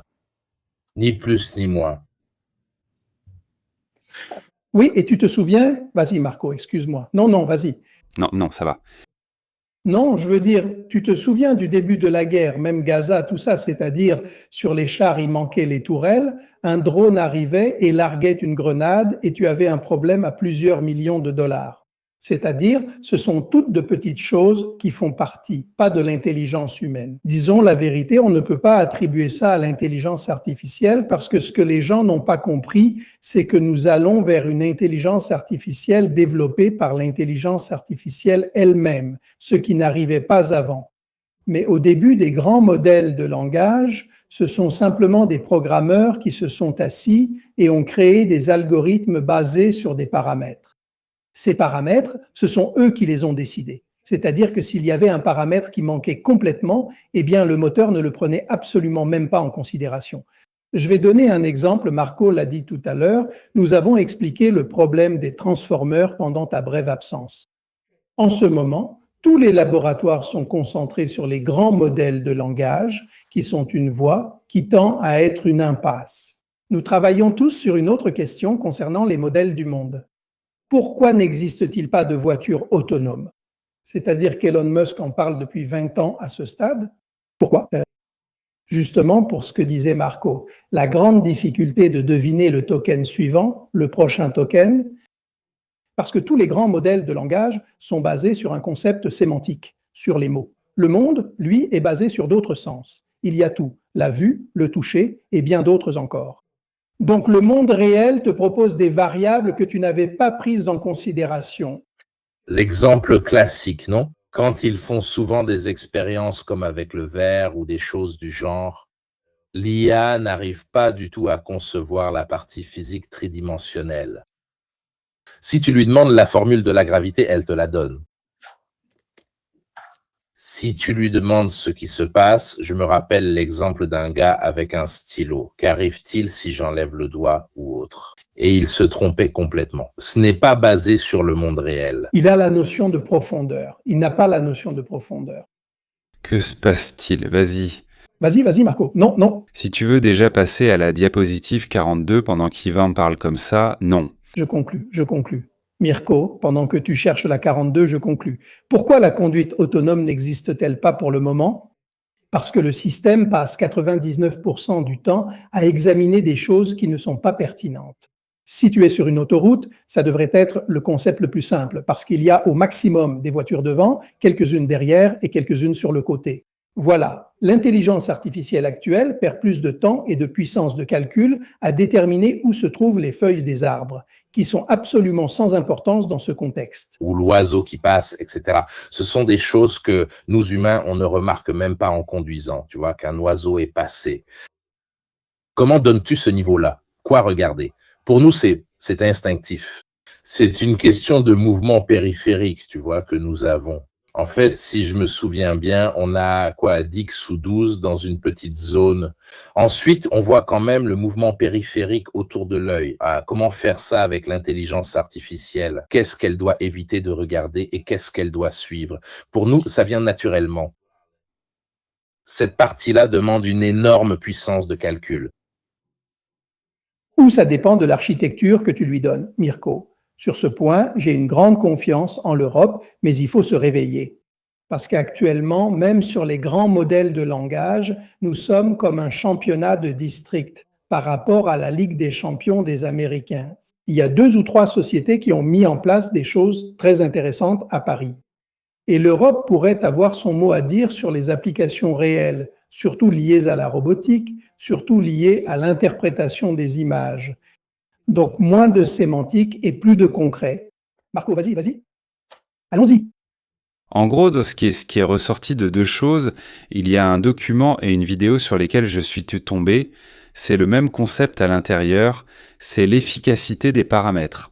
Ensuite, regardez, un adulte, disons une personne de 20 ans, atteint à peu près 20 millions de tokens, entre guillemets, en simplifiant ce concept au cours de sa vie.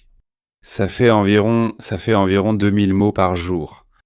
Maintenant, à part quand nous sommes dans ces vidéos. Mais, et malgré ce manque de paramètres, nous arrivons à comprendre même des concepts très compliqués. C'est-à-dire, un enfant voit un chat une fois, il comprend que c'est un chat. À partir de ce moment-là, parce qu'il l'entend, parce qu'il en entend parler par ses parents, il se crée une représentation, et tout cela. Et vous prenez les modèles sur lesquels nous travaillons actuellement, ils ont 10 000 milliards de paramètres, et après quelques étapes simples, ils commencent à diverger par rapport à ce qu'est la tâche, non? Aussi parce qu'il y a un problème de recherche opérationnelle, d'algorithme de recherche opérationnelle à l'intérieur de ces paramètres, de ce réseau de paramètres. Je simplifie toujours, évidemment, le tout. Donc il manque d'autres variables. Et puis, comme le disait justement Ivan, ceux-ci sont purement sémantiques. Mais la partie de l'œil qui analyse repose sur un réseau neuronal, c'est tout à fait différent. Nos systèmes de mémoire dans la tête diffèrent. Pensez encore à la mémoire auditive qui, elle, se base plutôt sur une composante spatiale, mais une partie beaucoup plus liée. Peut-être à la structure du réseau de biais, plutôt que maintenant. Je ne voulais pas dire que nous sommes en chemin, mais ou à la série temporelle par exemple, à la mémoire linéaire par exemple, temporelle. Ce sont des choses qui, évidemment, diffèrent de ce que sont les modèles actuels. À mon avis, nous en sommes encore très loin. L'IA doit être considérée pour ce qu'elle est, un accélérateur de tâches. Très utile dans le contexte où nous ne sommes certainement pas capables de remplacer un être humain dans ses tâches. Il y a ensuite la question justement du fameux trou noir. Au centre de nos données, il y a essentiellement. Voyons si je parviens à trouver la diapositive. Je ne sais pas si j'y arriverai, mais nous ne la voyons pas, Marco. Non, je voulais déjà te dire où aller ensuite. Il y a un problème de... Voilà, va à la diapositive numéro 41 par exemple, non? Pour entraîner ces modèles, il y a ensuite toute une série de thèmes qui sont affinés. Mais la partie des données simples est terminée, dans le sens où les données les plus significatives ont déjà été utilisées, et les données synthétiques Elles ont toute une série de limites qui restreignent essentiellement la capacité du modèle à ne reconnaître que certaines situations, celles qui sont les plus probables et qui nous viennent à l'esprit. Un problème se pose aussi concernant les données propriétaires en général. On a réalisé qu'il faut des modèles avec moins de paramètres mais des données de meilleure qualité, donnant de meilleurs résultats. Regardez DeepSeek par exemple, qui limite ses grandes matrices aux seules valeurs différentes de 0. Disons, imaginez que vous avez une matrice. Les éléments qui comptent sont essentiellement les. Ceux ayant étudié l'algèbre linéaire savent qu'il existe des paramètres non nuls, ce qui, lors de la modification des matrices, donne des résultats différents de 0 et comptent ensuite dans l'évaluation des équations que cette matrice représente. Donc évidemment, si les bords de cette matrice sont nuls, il y a des zones entières qui sont nulles. Il est clair que tu réduis le rang de la matrice, tu obtiens un système qui est beaucoup plus rapide. Il y a aussi un problème de mémoire, de bande passante mémoire, ils sont en train d'être étudiés. Hier soir, Cyanométrie a publié un article très intéressant, une idée à laquelle nous avions aussi pensé entre amis il y a quelque temps. On commence à penser à intégrer la partie mémoire à l'intérieur de la partie des semi-conducteurs dédiés au calcul. L'électronique a aujourd'hui 3 classes, auparavant il y en avait 4, incluant les disques durs. Mais ces 3 classes de vitesse incluaient la partie des transistors très rapides ainsi que le processeur. Ensuite, on ajoute un cache qui est essentiellement composé de bascules, donc le nombre minimum de transistors est de 6, ce qui signifie qu'il faut beaucoup de silicium pour stocker les données. Après cela, tu as la ROM qui devient plus lente chaque fois que tu sors du processeur, logique pour accéder à sa RAM. La puissance que tu gaspilles, la latence que tu gaspilles, etc., etc. Et puis il y a même la mémoire de masse, qui est permanente mais encore plus lente, tu as un accès sériel par bloc, etc., etc. Alors dans tout ça, pourquoi est-ce que je vous dis tout ça ? Parce que quand vous avez ces grosses GPU de Nvidia qui doivent évidemment travailler sur ces modèles, avec des milliers de milliards de paramètres, il est clair que vous imaginez la bande passante qu'un de ces objets doit avoir pour réussir à prendre ces milliers de milliards de paramètres et mettre à jour les valeurs, c'est-à-dire faire passer des milliers de milliards de données. Une bande passante importante est nécessaire. Un GPU rapide ne suffit pas sans bande passante adéquate. C'est pourquoi on utilise les HBM, des mémoires à haute bande passante fabriquées en couches verticales, car on vise la tridimensionnalité. Tout cela crée un fort goulot d'étranglement qui augmente beaucoup les coûts de l'électronique sur laquelle nous travaillons, d'où le rôle clé des semi-conducteurs. Mais il est tout aussi vrai qu'on le fait quand même. En échange de quels avantages ?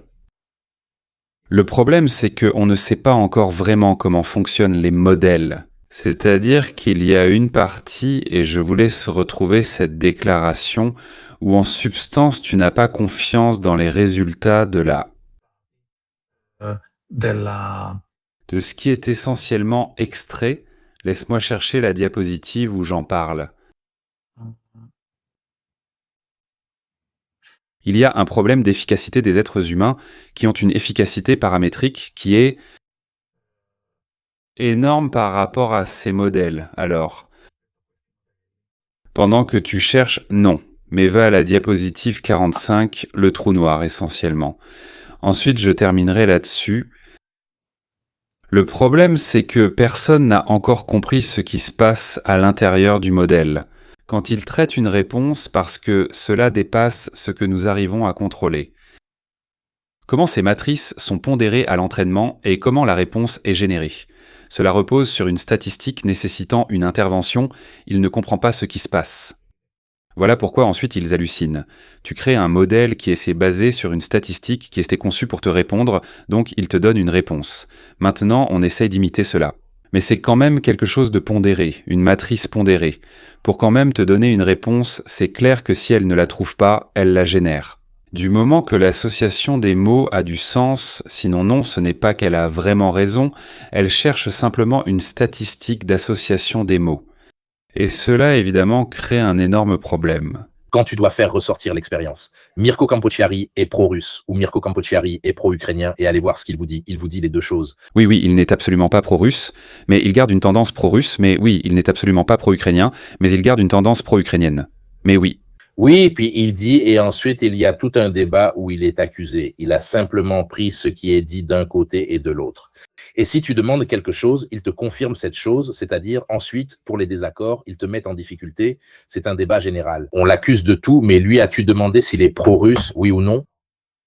Ah ah ah, il n'arrive pas à te donner une réponse claire, nette, directe sur des choses comme ça. Demandez-lui s'il est un bon analyste ou s'il est un expert en géopolitique ou ce que vous voulez. Ce n'est pas un expert en géopolitique. Posez-lui ces questions-là et vous obtiendrez 50 réponses différentes. Lui, il te donne la réponse, il doit te la donner, de toute façon. Ensuite, il copie la moitié de la description. J'ai remarqué, car je sais ce que j'ai mis dans la description de la chaîne. Quasiment 70% de ce qu'il écrit est soit lié à nos livres, soit lié à la description de la chaîne. Si je modifie la description de la chaîne, il indiquera la nouvelle description. Il doit les commenter. Je peux la manipuler, mais je pense... Si tu ne représentes que des mots et non des images, et pas non plus des modèles que tu crées peut-être dans ta tête pour te les montrer. Par exemple, tout à l'heure, avec les feuilles de l'arbre, il y a bien une représentation dans ton moteur pour comprendre quelles parties sont les plus proches ou éloignées. Cela fait partie de l'expérience passée, que tu vas chercher dans d'autres parties du cerveau, le fait de comprendre que des objets aussi petits, aussi éloignés, aussi légers. Et ici, il y a une partie sensorielle qui te fait comprendre, qui t'amène à associer la feuille. Après avoir évalué son poids, avoir compris qu'elle est très éloignée, il y a une partie sensorielle. Visuelle, auditive, basée sur des expériences différentes, d'évaluation du poids, qui sont toutes combinées, que j'utilise encore complètement. Donc, les LLM et les Transformers ont donné l'illusion d'être capables de fournir un espace électronique parce qu'ils donnaient des réponses plausibles, pas véridiques, sur ce qu'ils contenaient. Et c'est une énorme limitation. Maintenant, avoir investi des dizaines de milliers de milliards dans quelque chose sur lequel on réfléchit encore est pour le moins risqué. Donc, je me limiterai à dire bon, d'accord. La productivité augmentera grâce à un outil comme Copilot qui me dit que si je dois faire une macro Excel, j'utilise ce système plutôt qu'un autre, et ça me règle le problème. Cela évite des heures à chercher comment faire une macro Excel, simplement en réfléchissant, comme on le faisait autrefois. Au nu compilateur, un compilateur, c'est quelque chose qui transforme un langage absolument incompréhensible, comme le langage machine ou l'assembleur, en quelque chose sur lequel nous pouvons raisonner. C'est un compilateur extrêmement sophistiqué, à mon avis, et ici je me tais parce que je dis trop de bêtises. Le plus difficile, c'est de savoir quelles questions poser. Par exemple, si vous demandez comment la Seconde Guerre mondiale a éclaté, ce n'est pas qu'il se trompe, parce qu'il va chercher plus ou moins les réponses historiques, classiques, tirées des livres les plus connus et ce genre de choses. Et si vous lui demandez la formule de l'énergie, il vous la donne parce qu'il va la chercher. Le problème, c'est quand il doit commencer à vous donner une réponse qui n'est pas tangible. Comment peux-tu définir, donne-moi la quantification des raisons pour lesquelles je suis pro-russe ou pro-ukrainien? Tu vois? Je peux ajouter quelque chose. Quelle évaluation psychologique sur l'évaluation? C'est-à-dire quand il y a l'erreur, le problème est ailleurs. Tu ne leur donnes pas de valeur. Sur quoi devrait-il baser cette réponse? Il invente lui-même le critère d'évaluation et en général, il le base sur ce qu'il arrive à trouver autour de lui. Donc, si tu sais la diriger, c'est très utile. Si tu lui donnes une réponse que tu n'arrives pas toi-même à bien formuler, il essaie de se débrouiller. C'est un peu comme le gars à l'examen qui ne connaît pas la réponse et essaie quand même. Mais il y a un problème. Imagine devoir concevoir un substitut, autrement dit remplacer une secrétaire par une IA. Ou bien tu entraînes les comportements de milliards de secrétaires à toutes les opérations possibles. Ou un secrétaire. Je ne veux pas être sexiste dans ce sens. N'importe quel assistant qui fait un travail de ce genre, ensuite tu peux tous les entraîner à tout faire. Et donc quand tu exprimes la tâche, tu es tellement spécifique et tu as une telle puissance de calcul que tu es capable de créer une séquence de jetons qui est suffisamment lourde, c'est-à-dire spécifique. Elle précise l'efficacité, mais pas trop lourde au point d'être impossible à évaluer computationnellement. Mais sinon, selon moi, l'évolution de tout cela sera l'IA qui viendra chez toi. Pourquoi? Parce que tu entraînes cette IA selon tes besoins spécifiques. Donc la prochaine étape pourrait être quelque chose qui automatise les tâches en se basant sur les expériences qu'elle apprend de toi et non de tout le monde. Parce que ça, Marco... C'est ce que nous faisons avec Ivan. Nous créons une intelligence artificielle pour nos besoins. Donc tout ce qui concerne le militaire, la géopolitique, etc. Nous ne lui demanderons pas de biologie marine ou des choses comme ça. Tout est axé sur un seul thème et c'est corrigé par nous. Non, écoute, ce sont des bêtises. Car selon moi, ça fonctionnera mieux sur des sujets précis. il reste le trou noir. De toute façon, aussi parce que c'est toi qui as le pouvoir, c'est toi qui as le pouvoir, c'est toi qui as le pouvoir de la corriger. Si je lui demande sur la biologie marine, je ne sais pas si sa réponse est correcte. Je vois les erreurs quand on corrige avec Yvan. Ceux qui suivent à la chaîne le savent, on se pose des questions. C'est moi qui lui ai appris à évaluer le terrain. Tu n'attribues pas de valeur à un système urbain, des tranchées, un ancien fossé pour charrettes et des choses comme ça. Et lui, pourtant, il nous a aussi sorti Buckmus au milieu qui était déjà prise depuis un bon moment ensuite. Mais tu dois avoir quelqu'un qui est capable de le voir. Sinon, tu continuais comme ça et il te tirait encore dessus. Cette analyse-là, donc il faut encore un humain pour corriger la chose, pour utiliser les critères d'évaluation et cette chose-là est intéressante. Ensuite, lui, évidemment, calculera beaucoup plus vite que moi un système pour évaluer la valeur du terrain, des défenses et des choses comme ça. Je peux le faire moi aussi, mais je prends papier et crayon. C'est presque comme un wargame, non ? Quelle valeur je donne au terrain, selon quels critères, etc. Prenons les manuels, voyons ce que les militaires ont fait sur ces sujets. Ici, avant de passer aux choses sérieuses, je veux remercier le sponsor d'aujourd'hui qui est évidemment Inconi. Nous parlons de données, alors qui mieux qu'Inconi pour en parler ? Et puisque vous, comme moi, recevez chaque jour des mails de spam, des services dont vous ne vous souvenez même pas, ou des appels téléphoniques, robotiques, probablement toutes avec de l'intelligence artificielle, un peu approximative, qui vous proposent des choses, des tarifs, des offres, vous êtes-vous déjà demandé comment vous avez fini sur leur liste ? Eh bien, sachez qu'à chaque fois que vous vous inscrivez sur un site ou un service gratuit, en réalité, si le produit est gratuit, c'est que le produit, c'est vous. Alors, que fait Inconi ? Inconi, en gros, sert d'intermédiaire pour vos données avec les courtiers en données et leur demande de les supprimer. L'objectif est surtout de limiter les informations vous concernant qui circulent sur le web. Cela aide non seulement à éviter que vos données soient revendues à des fins de marketing, mais aussi à réduire le spam, les emails et les appels indésirables. Et aussi le risque que ces informations, en somme, soient utilisées à des fins malveillantes, comme des arnaques ou des attaques ciblées. Moins de données en ligne signifie en effet moins de possibilités de profilage, mais aussi une réduction du type d'attaque. Chez Inconi, contrairement aux autres, ils ne revendent pas vos données. Bien sûr, on paye peu, voire très peu, puisque si vous utilisez notre code, vous avez une réduction de 60%. Vous trouverez évidemment le lien dans la description, dans le chat, dans le commentaire épinglé, et en plus, vous soutenez la chaîne. Quelle est la morale ? S'ils ne vous trouvent pas, ils ne peuvent pas vous embêter. Et en plus, moi, je l'utilise personnellement. Donnez de la valeur à votre temps, moins d'appels téléphoniques et moins d'interruptions d'un côté, moins de temps à vous laisser distraire. Lorsque j'écris ou parle avec Ivan au téléphone, un autre appel arrive car j'utilise WhatsApp et non l'ordinateur. Mon téléphone sonne et tu vois un autre fichu numéro qui t'appelle, généralement de Milan, ou alors c'est un numéro étranger, c'est agaçant et pour le prix d'Inconi, vous éliminez aussi ça, ces choses-là. Ici, il faut évidemment du temps, parce qu'il faut évidemment agir. Ça dépend, il y a ceux qui répondent tout de suite et d'autres qui mettent un mois à te supprimer.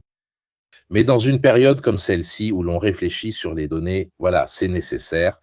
Serve.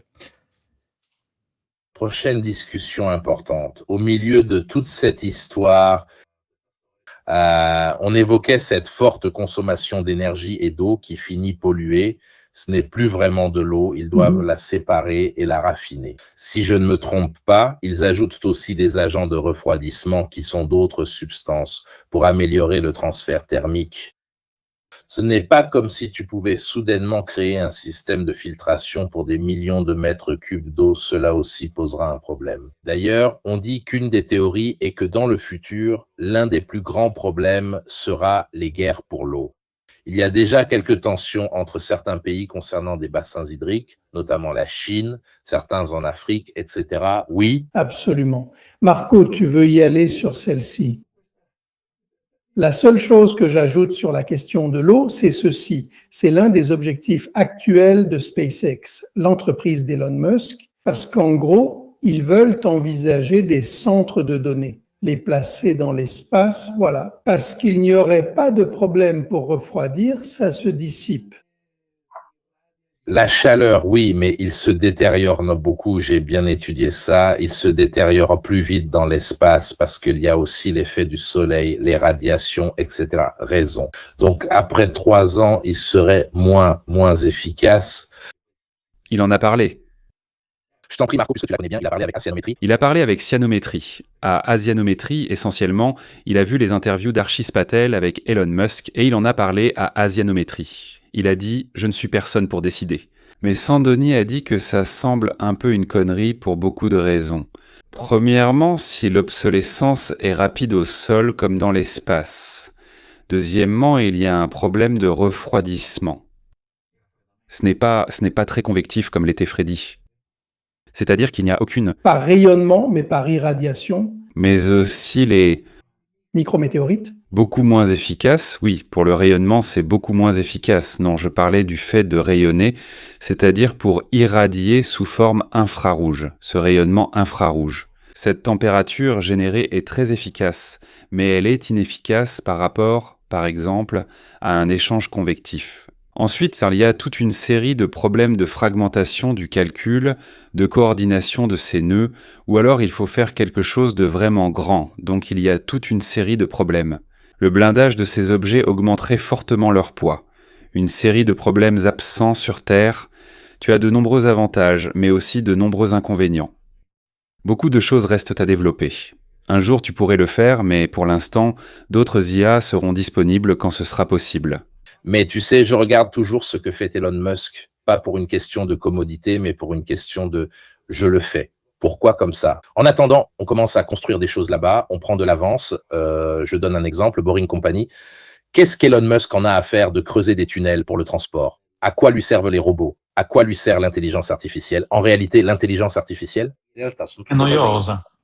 Non, en réalité, tout ça te sert à aller sur Mars, ni plus ni moins, parce que si tu construis une base, tu la fais sous terre et le nombre d'humains que tu emmèneras sera très faible. Donc tu auras besoin de main-d'œuvre, tu auras besoin de forces de travail autonomes. Fabriquer les panneaux dans l'espace, c'est plus ou moins la même chose que ce qu'ils veulent faire là-bas, c'est-à-dire toutes les choses qu'Elon Musk fait. Ce n'est pas que c'est déjà fait. Peut-être qu'il te les vend aussi comme une idée efficace, etc. En réalité, derrière, mais il y a une raison qui est peut-être déficitaire, mais c'est pour développer quelque chose. Par exemple, aussi la revendabilité. Non, il y a le fait d'avoir des fusées récupérables, réutilisables, etc. Ce n'est pas seulement une question d'efficacité, c'est que si tu veux commencer à faire des choses dans l'espace, tu dois trouver un moyen moins coûteux. Ça doit passer à l'échelle. Oui, ça doit passer à l'échelle et lui, à mon avis, s'il t'emmène là-bas, tu commences déjà quand même, pendant que tu le fais, à développer une technologie, alors que maintenant, ce n'est même pas un sujet. Il y a toujours une raison de fond plus importante, comme probablement aussi celle de X, avec X. Il a réussi à faire d'une certaine manière du lobbying. Il a la plus grande plateforme de communication au monde. Donc ce qu'il dit, il peut aussi censurer les autres, non? S'il dit que son intelligence artificielle est meilleure, les techniciens savent que ce n'est pas le cas. Mais les gens, ce n'est pas forcément le meilleur qui gagne. Tu te souviens du débat, et ça va beaucoup plaire à ceux d'un certain âge, c'est le débat VHS et Betamax. Le Betamax était meilleur, il était meilleur en termes de qualité. Pourquoi la VHS a-t-elle gagné? Parce que leur marketing était beaucoup plus simple. Non, ils sont arrivés les premiers et ont occupé le marché. Longtemps, la meilleure était la vidéo 8 de Philips, sortie après le Betamax. Mais il n'y a personne. Exactement. Ce n'est pas forcément le meilleur qui gagne. Celui qui arrive à se faire connaître peut gagner. Windows n'était pas meilleur, il y avait ce fameux discours, non? Mac, Windows, etc. Ce n'était pas meilleur, mais Windows arrivait à se faire connaître beaucoup mieux. C'est ça le point. Et là, il y avait l'idée de Steve Jobs. C'était de vouloir un système entièrement fermé, non? Tu achetais la machine, tu ne pouvais pas la modifier, tu avais le système, alors que Windows vendait son logiciel pour tous les ordinateurs, peu importe si c'était un IBM, un ordinateur japonais ou autre chose du genre. Il avait compris que l'important, c'est d'être partout, pas d'être le meilleur. Et à mon avis, il applique beaucoup cette logique avec X. Eh bien, rien qu'en voyant quand il l'a acheté, si vous vous souvenez, X avait banni Trump, il lui avait supprimé son compte, puis Trump a décidé de créer le sien, Trump et tout le reste. C'est là qu'Elon Musk a acheté X. Il lui a d'ailleurs fait une OPA hostile. Au début, il ne voulait pas la vendre, il l'a acheté de force. Donc il lance le mouvement puis il entraîne tout le monde à le suivre. C'est ce qui se passe avec l'intelligence artificielle, c'est la même chose. Il y a toutes les inefficacités que Marco a mentionnées, mais il fallait le faire comme ça. C'était nécessaire pour que l'humanité découvre ce que c'était.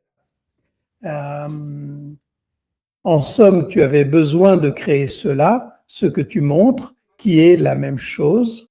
Oui, parce que c'est un chapitre, à mon avis, important, je dirais même assez important pour ceux qui suivent ce direct.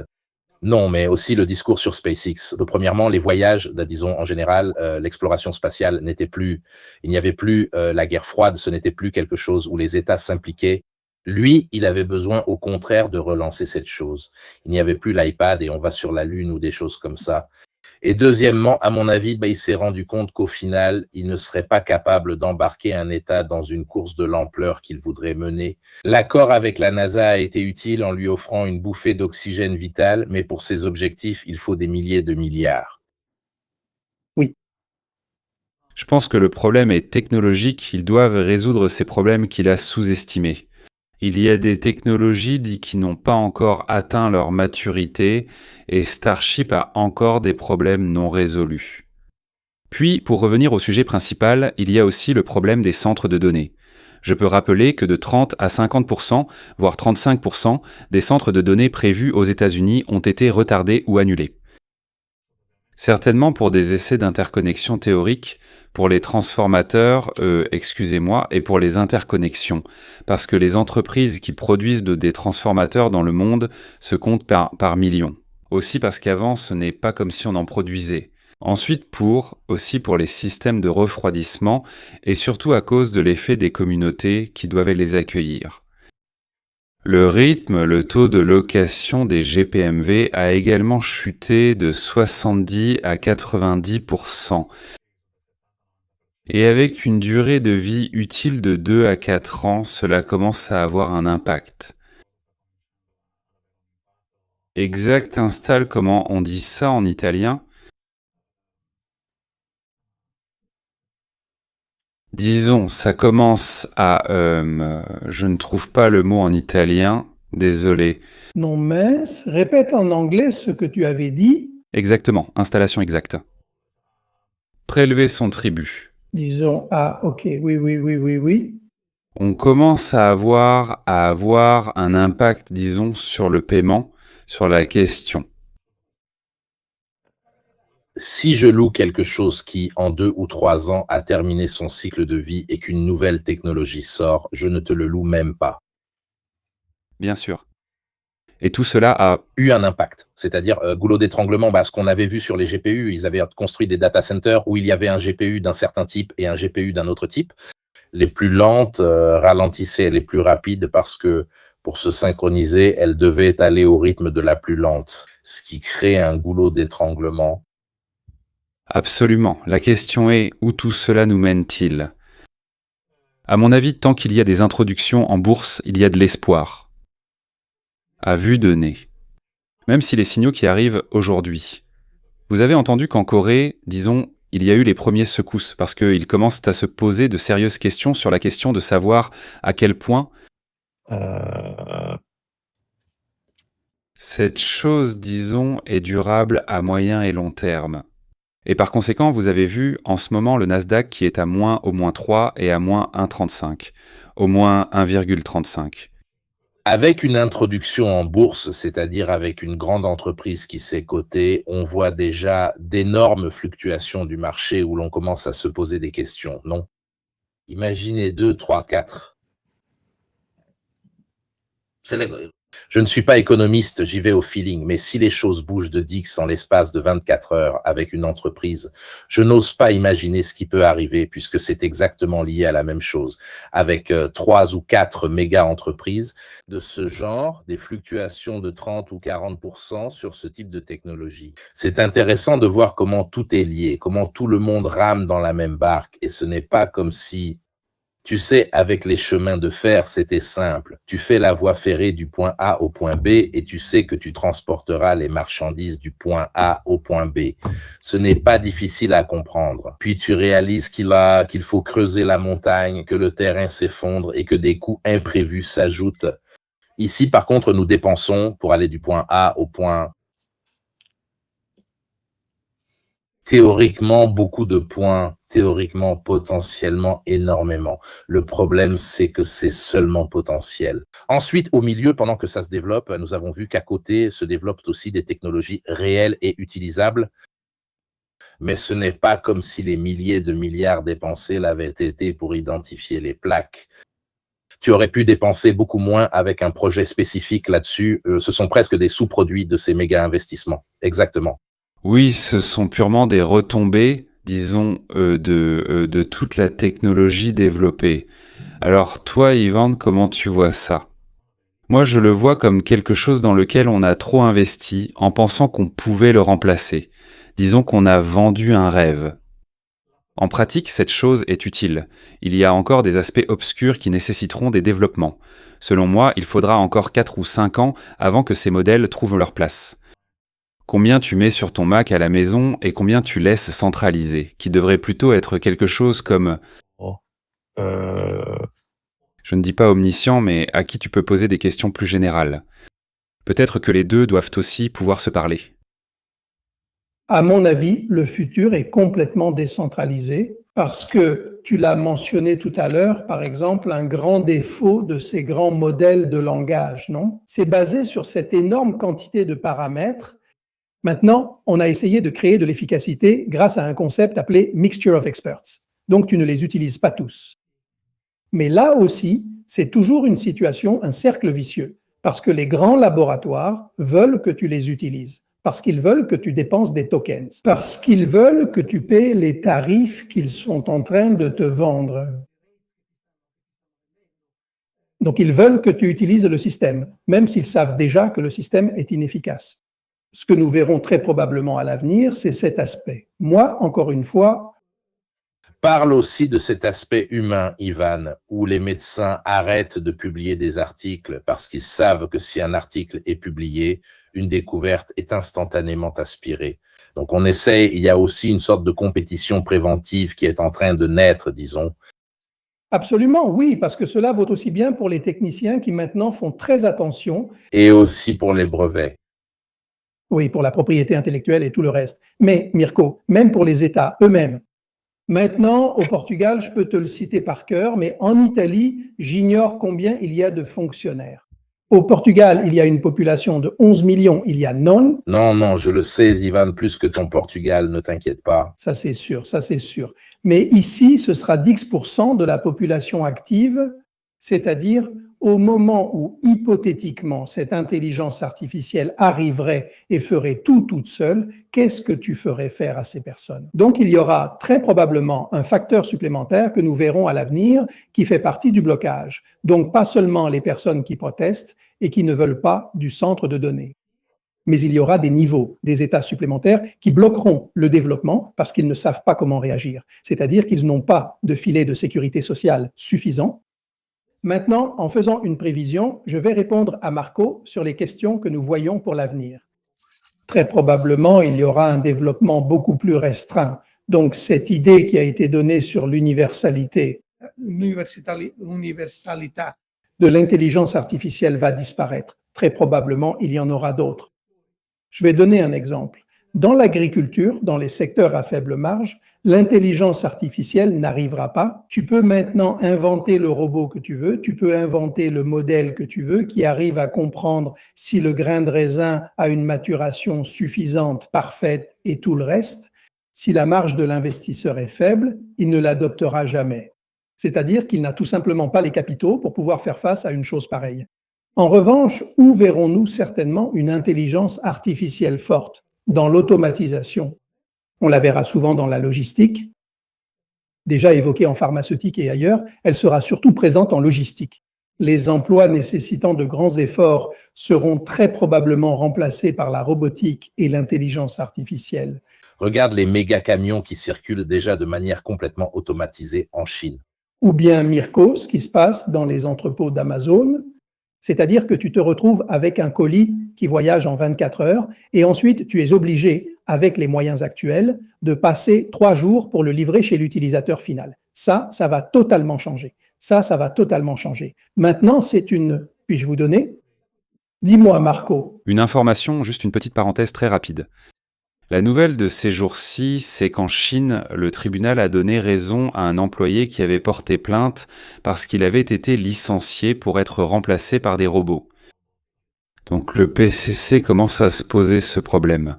Et comme il y a une certaine agitation autour de cette question, il y a aussi des peurs qui se nichent au sein de la population chinoise. C'est un aspect qui est en train d'être abordé. Les affaires qui émergent sont intéressantes. Attendez, une parenthèse avec une info, non. C'est intéressant car il y a beaucoup de gens, des éléments induits, et le public nous aide aussi. Non? Vous avez des spécifications sur les architectures du bâtiment? Non. Mais je peux te dire que pendant qu'on faisait ces recherches, je suis tombé sur beaucoup de gens qui se plaignaient des maisons, celles imprimées, etc., où il y avait déjà des fissures, etc. Donc aussi, disons, l'automatisation de la production de maisons avec l'impression 3D, etc. Commence à vous savez que les maisons américaines sont vraiment faites avec des buffers, non? Il commence à y avoir des problèmes aussi dans ce domaine-là. Il y a aussi de gros problèmes en ce qui concerne, comme le disait Marco, les licenciements. Parce que tu peux licencier quelqu'un sans motif valable. C'est vrai que le marché américain est beaucoup plus flexible, etc.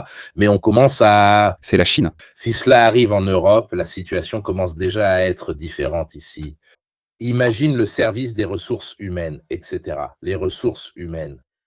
Je le sais déjà. Pour donner du travail à quelqu'un, parce que moi, j'imagine les choses les plus absurdes, non? Maintenant, nous avons les ressources humaines, non? Les RH. Il y aura l'employé humain des ressources non humaines.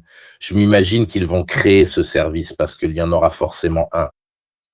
Eh bien, elle a donné la personnalité juridique aux entreprises avec intelligence artificielle. Tu as entendu parler de ça?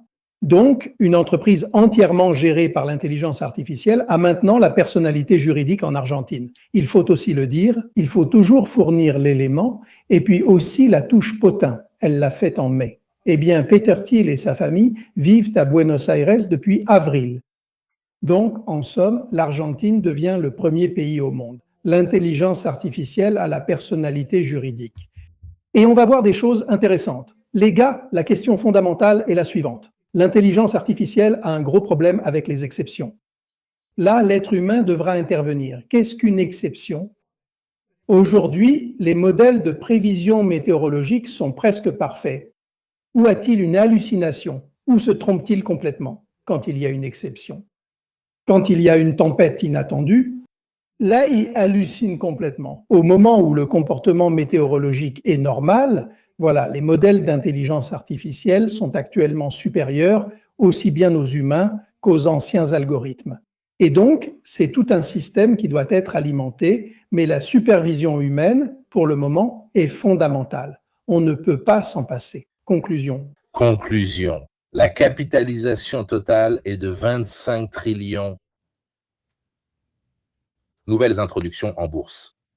4 trillions. Ce sont 4 trillions. Moi, il me suffirait d'en avoir une petite partie, tu vois. Petite. Nicolas? Ce ne sont que des miettes, des choses comme ça. Même un demi-trillion suffirait. On s'en sortirait. Mais même avec le M, allez.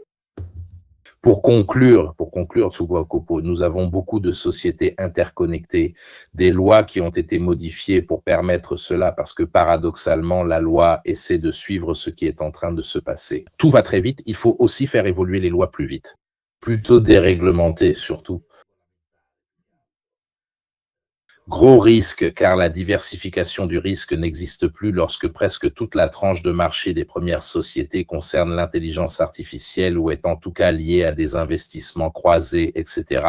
C'est la première fois dans l'histoire que cela arrive, donc il y a des entreprises aussi grandes, aussi rapidement. Et l'autre point, c'est que, évidemment, tous les investissements vont dans cette direction. Donc, si quelque chose tourne mal, cela entraîne en chaîne, selon les niveaux d'intégration, d'interdépendance, de dépendance, un peu tout le reste. La première fois que cela arrivait, c'était avec le chemin de fer. Bien sûr, c'était la nouveauté du moment, mais si le chemin de fer échouait, ce n'est pas tout le reste du monde qui s'effondrait. On utilisait encore les chevaux, les charrettes et d'autres moyens. Ici, en revanche, on parle vraiment de beaucoup de choses interconnectées Et à mon avis, ce qui a été risqué, c'est qu'il y a aussi des entreprises qui faisaient tranquillement des profits. Amazon, Microsoft, Nvidia, etc. sont des entreprises extrêmement rentables qui cependant subissent des pertes dans ces investissements. Des entreprises qui normalement, si tu les prends individuellement, si tu enlèves cette histoire, elles vont très bien. Faisons 2 scénarios, comme on le fait habituellement dans le domaine des entreprises. Le pire et le meilleur scénario possible. Je suis convaincu et je considère comme acquis qu'il y aura un ajustement. Je fais mes 2 scénarios. Dans le meilleur des cas, ce sera juste un ajustement de la bourse. C'est-à-dire que ça finit comme le métavers. C'était bien, il y avait à peine 4 utilisateurs en tout, plus personne ne l'utilise. Ou plutôt qu'il y ait quelque chose de mieux que le métavers. Dans le sens où il y a une consolidation, il y aura des ajustements en bourse. Facebook a perdu la moitié de sa valeur. Lors de l'ajustement, personne n'est mort à cause du métavers, il y a juste eu des secousses. C'est à la fois positif et négatif. Certaines de ces choses seront reconverties. Voilà, Copilot sera rendu un peu plus intelligent, un peu plus malin au lieu de cliquer de zéro. Et nous allons tous commencer à utiliser ces trucs-là, un peu comme on a commencé à utiliser les moteurs de recherche simplement de façon un peu plus intelligente, un peu plus omniprésente. Le bouton rechercher, on l'a sur n'importe quel site web. Le moteur de recherche plus ou moins deviendra plus ou moins un moteur de recherche beaucoup plus évolué, et il y aura aussi plus d'automatisation dans d'autres domaines en améliorant et en complétant un peu ce qu'ont été les big data, etc. Non ? Je ne génère pas ces objets, dans le pire des cas, ce scénario. Tout ça représente en gros une grande partie de ce qu'a été la croissance des États-Unis au cours des 2 dernières années, 2 ans et demi je crois. En 2025, la croissance elle-même 122 allez. Si. Voilà donc, sans cette chose-là, si cette chose s'effondre et que par hasard ça arrive en même temps qu'une période où les taux se tendent. Et le fait était que l'économie des États-Unis n'est pas vraiment en train d'aller très bien. Toute cette chose donnera des ressources à ce qui devra être la fameuse relocalisation technologique. Nous pourrions voir des problèmes peu réjouissants. Il faut aussi voir dans quelle mesure la Chine sera plus intelligente pour profiter de cette technologie. Avec des modèles qui, d'ailleurs, sont énormément utilisés parce qu'ils sont plus légers. Ils ne s'écartent pas du sujet. Cela pourrait vraiment mal tourner pour la situation de l'économie américaine, parce qu'évidemment, si on regarde, on se rend compte qu'il y a une bulle. Comment se passent les introductions en bourse quand les grands investisseurs achètent les actions? Vous vous souvenez de l'histoire du 4%, des actions qui sont données au public, tandis que les autres étaient presque réservées à l'avance. En fait, il y avait plus de demandes que ce que l'économie rendait disponible.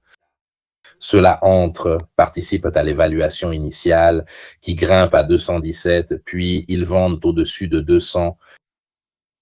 Ceux qui arrivent après convaincus, l'utilisateur normal se dit « Waouh, quelle envolée, j'y vais aussi ». Il entre aussi pendant que les autres sont en train de sortir. Eux encaissent et toi, tu participes à la phase descendante. On a vu ça dans le ferroviaire. Ceux qui sont arrivés en retard ont acheté au plus haut puis ont vendu. Quand il y a eu l'ajustement, c'était évident. Regarde la différence. Ici, il n'y a pas seulement la question des investisseurs privés, mais aussi celle du fonds 401K, qui lors de l'ajustement est obligé d'acheter par les... Hawthorne s'enchaîne. Ici, il n'y a pas seulement la question des investisseurs privés, mais aussi celle du fonds 401K qui, par la loi, est obligé d'acheter auprès des 100 premières sociétés. Ils sont déjà presque à la moitié, maintenant c'est moi. Ce qui en sortira, je ne le sais pas. Moi, je pense comme Marco. Le meilleur scénario, c'est qu'ils vont pratiquement sur toutes les IPO, ils ne peuvent pas les gérer. Et quelques sociétés vont crever, d'autres survivront. Les autres seront rachetés par ceux qui ont réussi à constituer des liquidités et de la trésorerie avant. Ils n'attendront qu'une chose, racheter les autres et les avaler, non? Doucement, ce n'est pas que la technologie va disparaître, etc. Le problème, c'est quelle sera l'exposition du marché sur cette histoire-là, parce qu'on parle de chiffres de plus en plus grands, les bulles deviennent de plus en plus grosses, non? Et sur qui cela va-t-il retomber? Tu sais, tant que ce sont des capitaux privés, ça les regarde. L'affaire a mal tourné. Quand la finance commence à s'en mêler, même des fonds publics qui s'occupent des retraites, etc., À un moment où l'Amérique, d'ailleurs, sans l'IA, aurait un produit intérieur brut négatif de 0,1. Plus 0,1 à l'équilibre. Petit chiffre final pour conclure. Si on enlève toute cette histoire d'IA des 3 dernières années, les États-Unis ne progressent que de 0,1, 0,1, 0,1. Tout le reste, le 92, le 93, c'est tout lié à ça, si ça tourne mal. Je ne suis pas économiste, mais je ne pense pas qu'il faille être économiste pour dire que si 92% de ta croissance est représentée par ce truc-là, et si ce truc-là tourne mal, il y a un autre problème. Il y a un autre problème, c'est que dans cette phase où tout le monde demande d'imprimer de la monnaie, eh bien ce n'est pas... Qu'est-ce qui s'est passé? Maintenant, la vague de la crise va nous arriver dessus. Parce qu'il y a quand même eu une discontinuité dans la production, dans l'extraction de pétrole, dans le secteur énergétique. Avec le Golfe, environ 20 à 25% est soutenu par le marché depuis un certain temps. Quand cela arrive, clairement cela entraîne déjà de l'inflation, pas autant, moins que ce à quoi nous nous attendions, mais il y a quand même de l'inflation. Et quand cela arrive, quand l'une ou l'autre chose arrive, s'ils doivent sauver cela et en même temps garder sous contrôle ce qui se passe dans le reste du monde. Les choses, en tout cas, c'est-à-dire les degrés de liberté qui sont généralement très larges pour la Fed, etc., etc., pourraient en être moindres. Je ne suis pas un expert en politique monétaire, donc je ne me prononce sur rien. Mais je signale simplement une conjoncture de problèmes qui pourrait m'en survenir si cela se passait ainsi. Il faut bien. Comment se dérouleront les cours en présentiel? Voilà, oui, il y a une ville. En fait, je voulais ajouter ces deux facteurs. Le premier, je suis d'accord avec toi, mais je me souviens de la crise de 2008 à 2011. Les États-Unis ont montré qu'ils étaient beaucoup plus agiles, flexibles et rapides que l'Europe. Donc, dans l'éventualité où la bulle éclaterait, s'il devait y avoir un gros problème, ils devront réussir à sauver Wall Street ou les obligations. Souveraines, oui, très probablement, ils prendront le contrôle du pays. Il y a assez d'argent pour le faire, parce qu'ici, on parle de chiffres. Oui, si la différence par rapport à 2008 est... Bien pire que Lehman Brothers, ici, on parle de quelque chose de plusieurs fois pire. Ici, on est sous levier, c'est-à-dire que toute l'économie américaine l'est. Mais à plusieurs reprises, je parlais avec le CTO d'AT&T.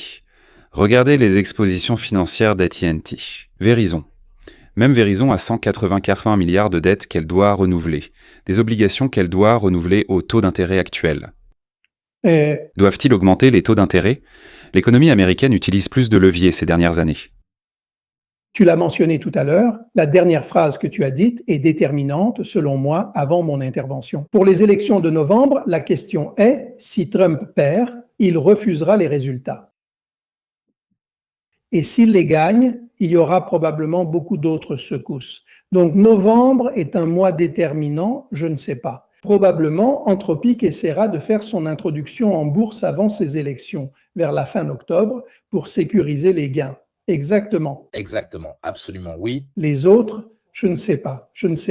Donc novembre devient déterminant. Le graphique dont nous parlions tout à l'heure, celui sur les taux d'intérêt du Trésor américain, est fondamental. Maintenant, il y a la question de l'Iran, la question de la production de pétrole, les réserves mondiales et tout le reste. Vraiment tout le reste. Parce qu'en novembre, il y a les élections de mi-mandat américaines. Mais c'est tard, justement. Justement, point. Donc, c'est pourquoi, selon moi, le marché appréciera déjà le sentiment en septembre ou octobre, et ils verront comment cela évolue. À moins de très grosses surprises en dehors des urnes, le marché a une idée de comment ça se passe. Ce n'est que si le résultat est assez prévisible qu'il le fera donc déjà en octobre. Il faut voir, une fois ces introductions en bourse terminées, où un peu l'euphorie retombe, il faut voir que ce qui s'est passé ne se reproduise pas. Par exemple, aujourd'hui avec SpaceX, que peut-être les gens commencent un peu à avoir des doutes. À avoir des soupçons. Alors non, les gars, je dois conclure. Alors, les fichiers sont dans la description, il y a bien plus à voir, mais on pourrait y passer 4 heures à en discuter. À vous de les consulter. Il y a des sujets à l'intérieur, il y en a beaucoup plus, vraiment beaucoup plus. Il y a beaucoup plus de données, par exemple les centres de données, les puces, la durée de vie. Il y a plein de choses aussi sur le cycle de vie, en somme, de la technologie. Il est assez évident pour tout le monde que cette histoire est très importante et qu'il y en a trop pour la raconter de manière simple, comme le dit le général Capiglini pour faire comprendre à la fameuse ménagère, etc. C'est du bon sens, là. Si tu mets tous tes œufs dans un panier, espère que ce panier ne tombe pas. Si un œuf se casse, mais tu peux encore faire une omelette, tout le panier, c'est un peu risqué. Et c'est la première fois, je crois. Peut-être que la bulle des tulipes était similaire, mais elle ne touchait que les Pays-Bas. Pour donner une idée, on se retrouve avec la moitié du marché le plus important et les autres liés, tous sur une seule chose. Donc, si ça tourne mal, ça entraîne beaucoup de choses dans sa chute. Et d'habitude, l'expérience nous apprend que ceux qui paient ne sont pas les méga banques qui ont investi. Celles-là sont sauvées. Ceux qui perdent, ce sont les petits investisseurs. Et ici, on parle de petits fonds de pension, de fonds de gestion, d'épargne, etc.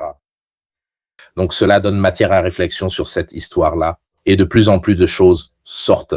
On pourrait ensuite faire un épisode entier sur les data centers, un épisode entier sur l'exposition actuelle du plan de retraite 401K et sur ce qu'elle serait avec les prochaines hypothèses. Et puis, chacun de ces facteurs peut vraiment être développé à différents niveaux. Nous voulions vous donner un aperçu de tout ce qui est lié en vous donnant des pistes pour approfondir.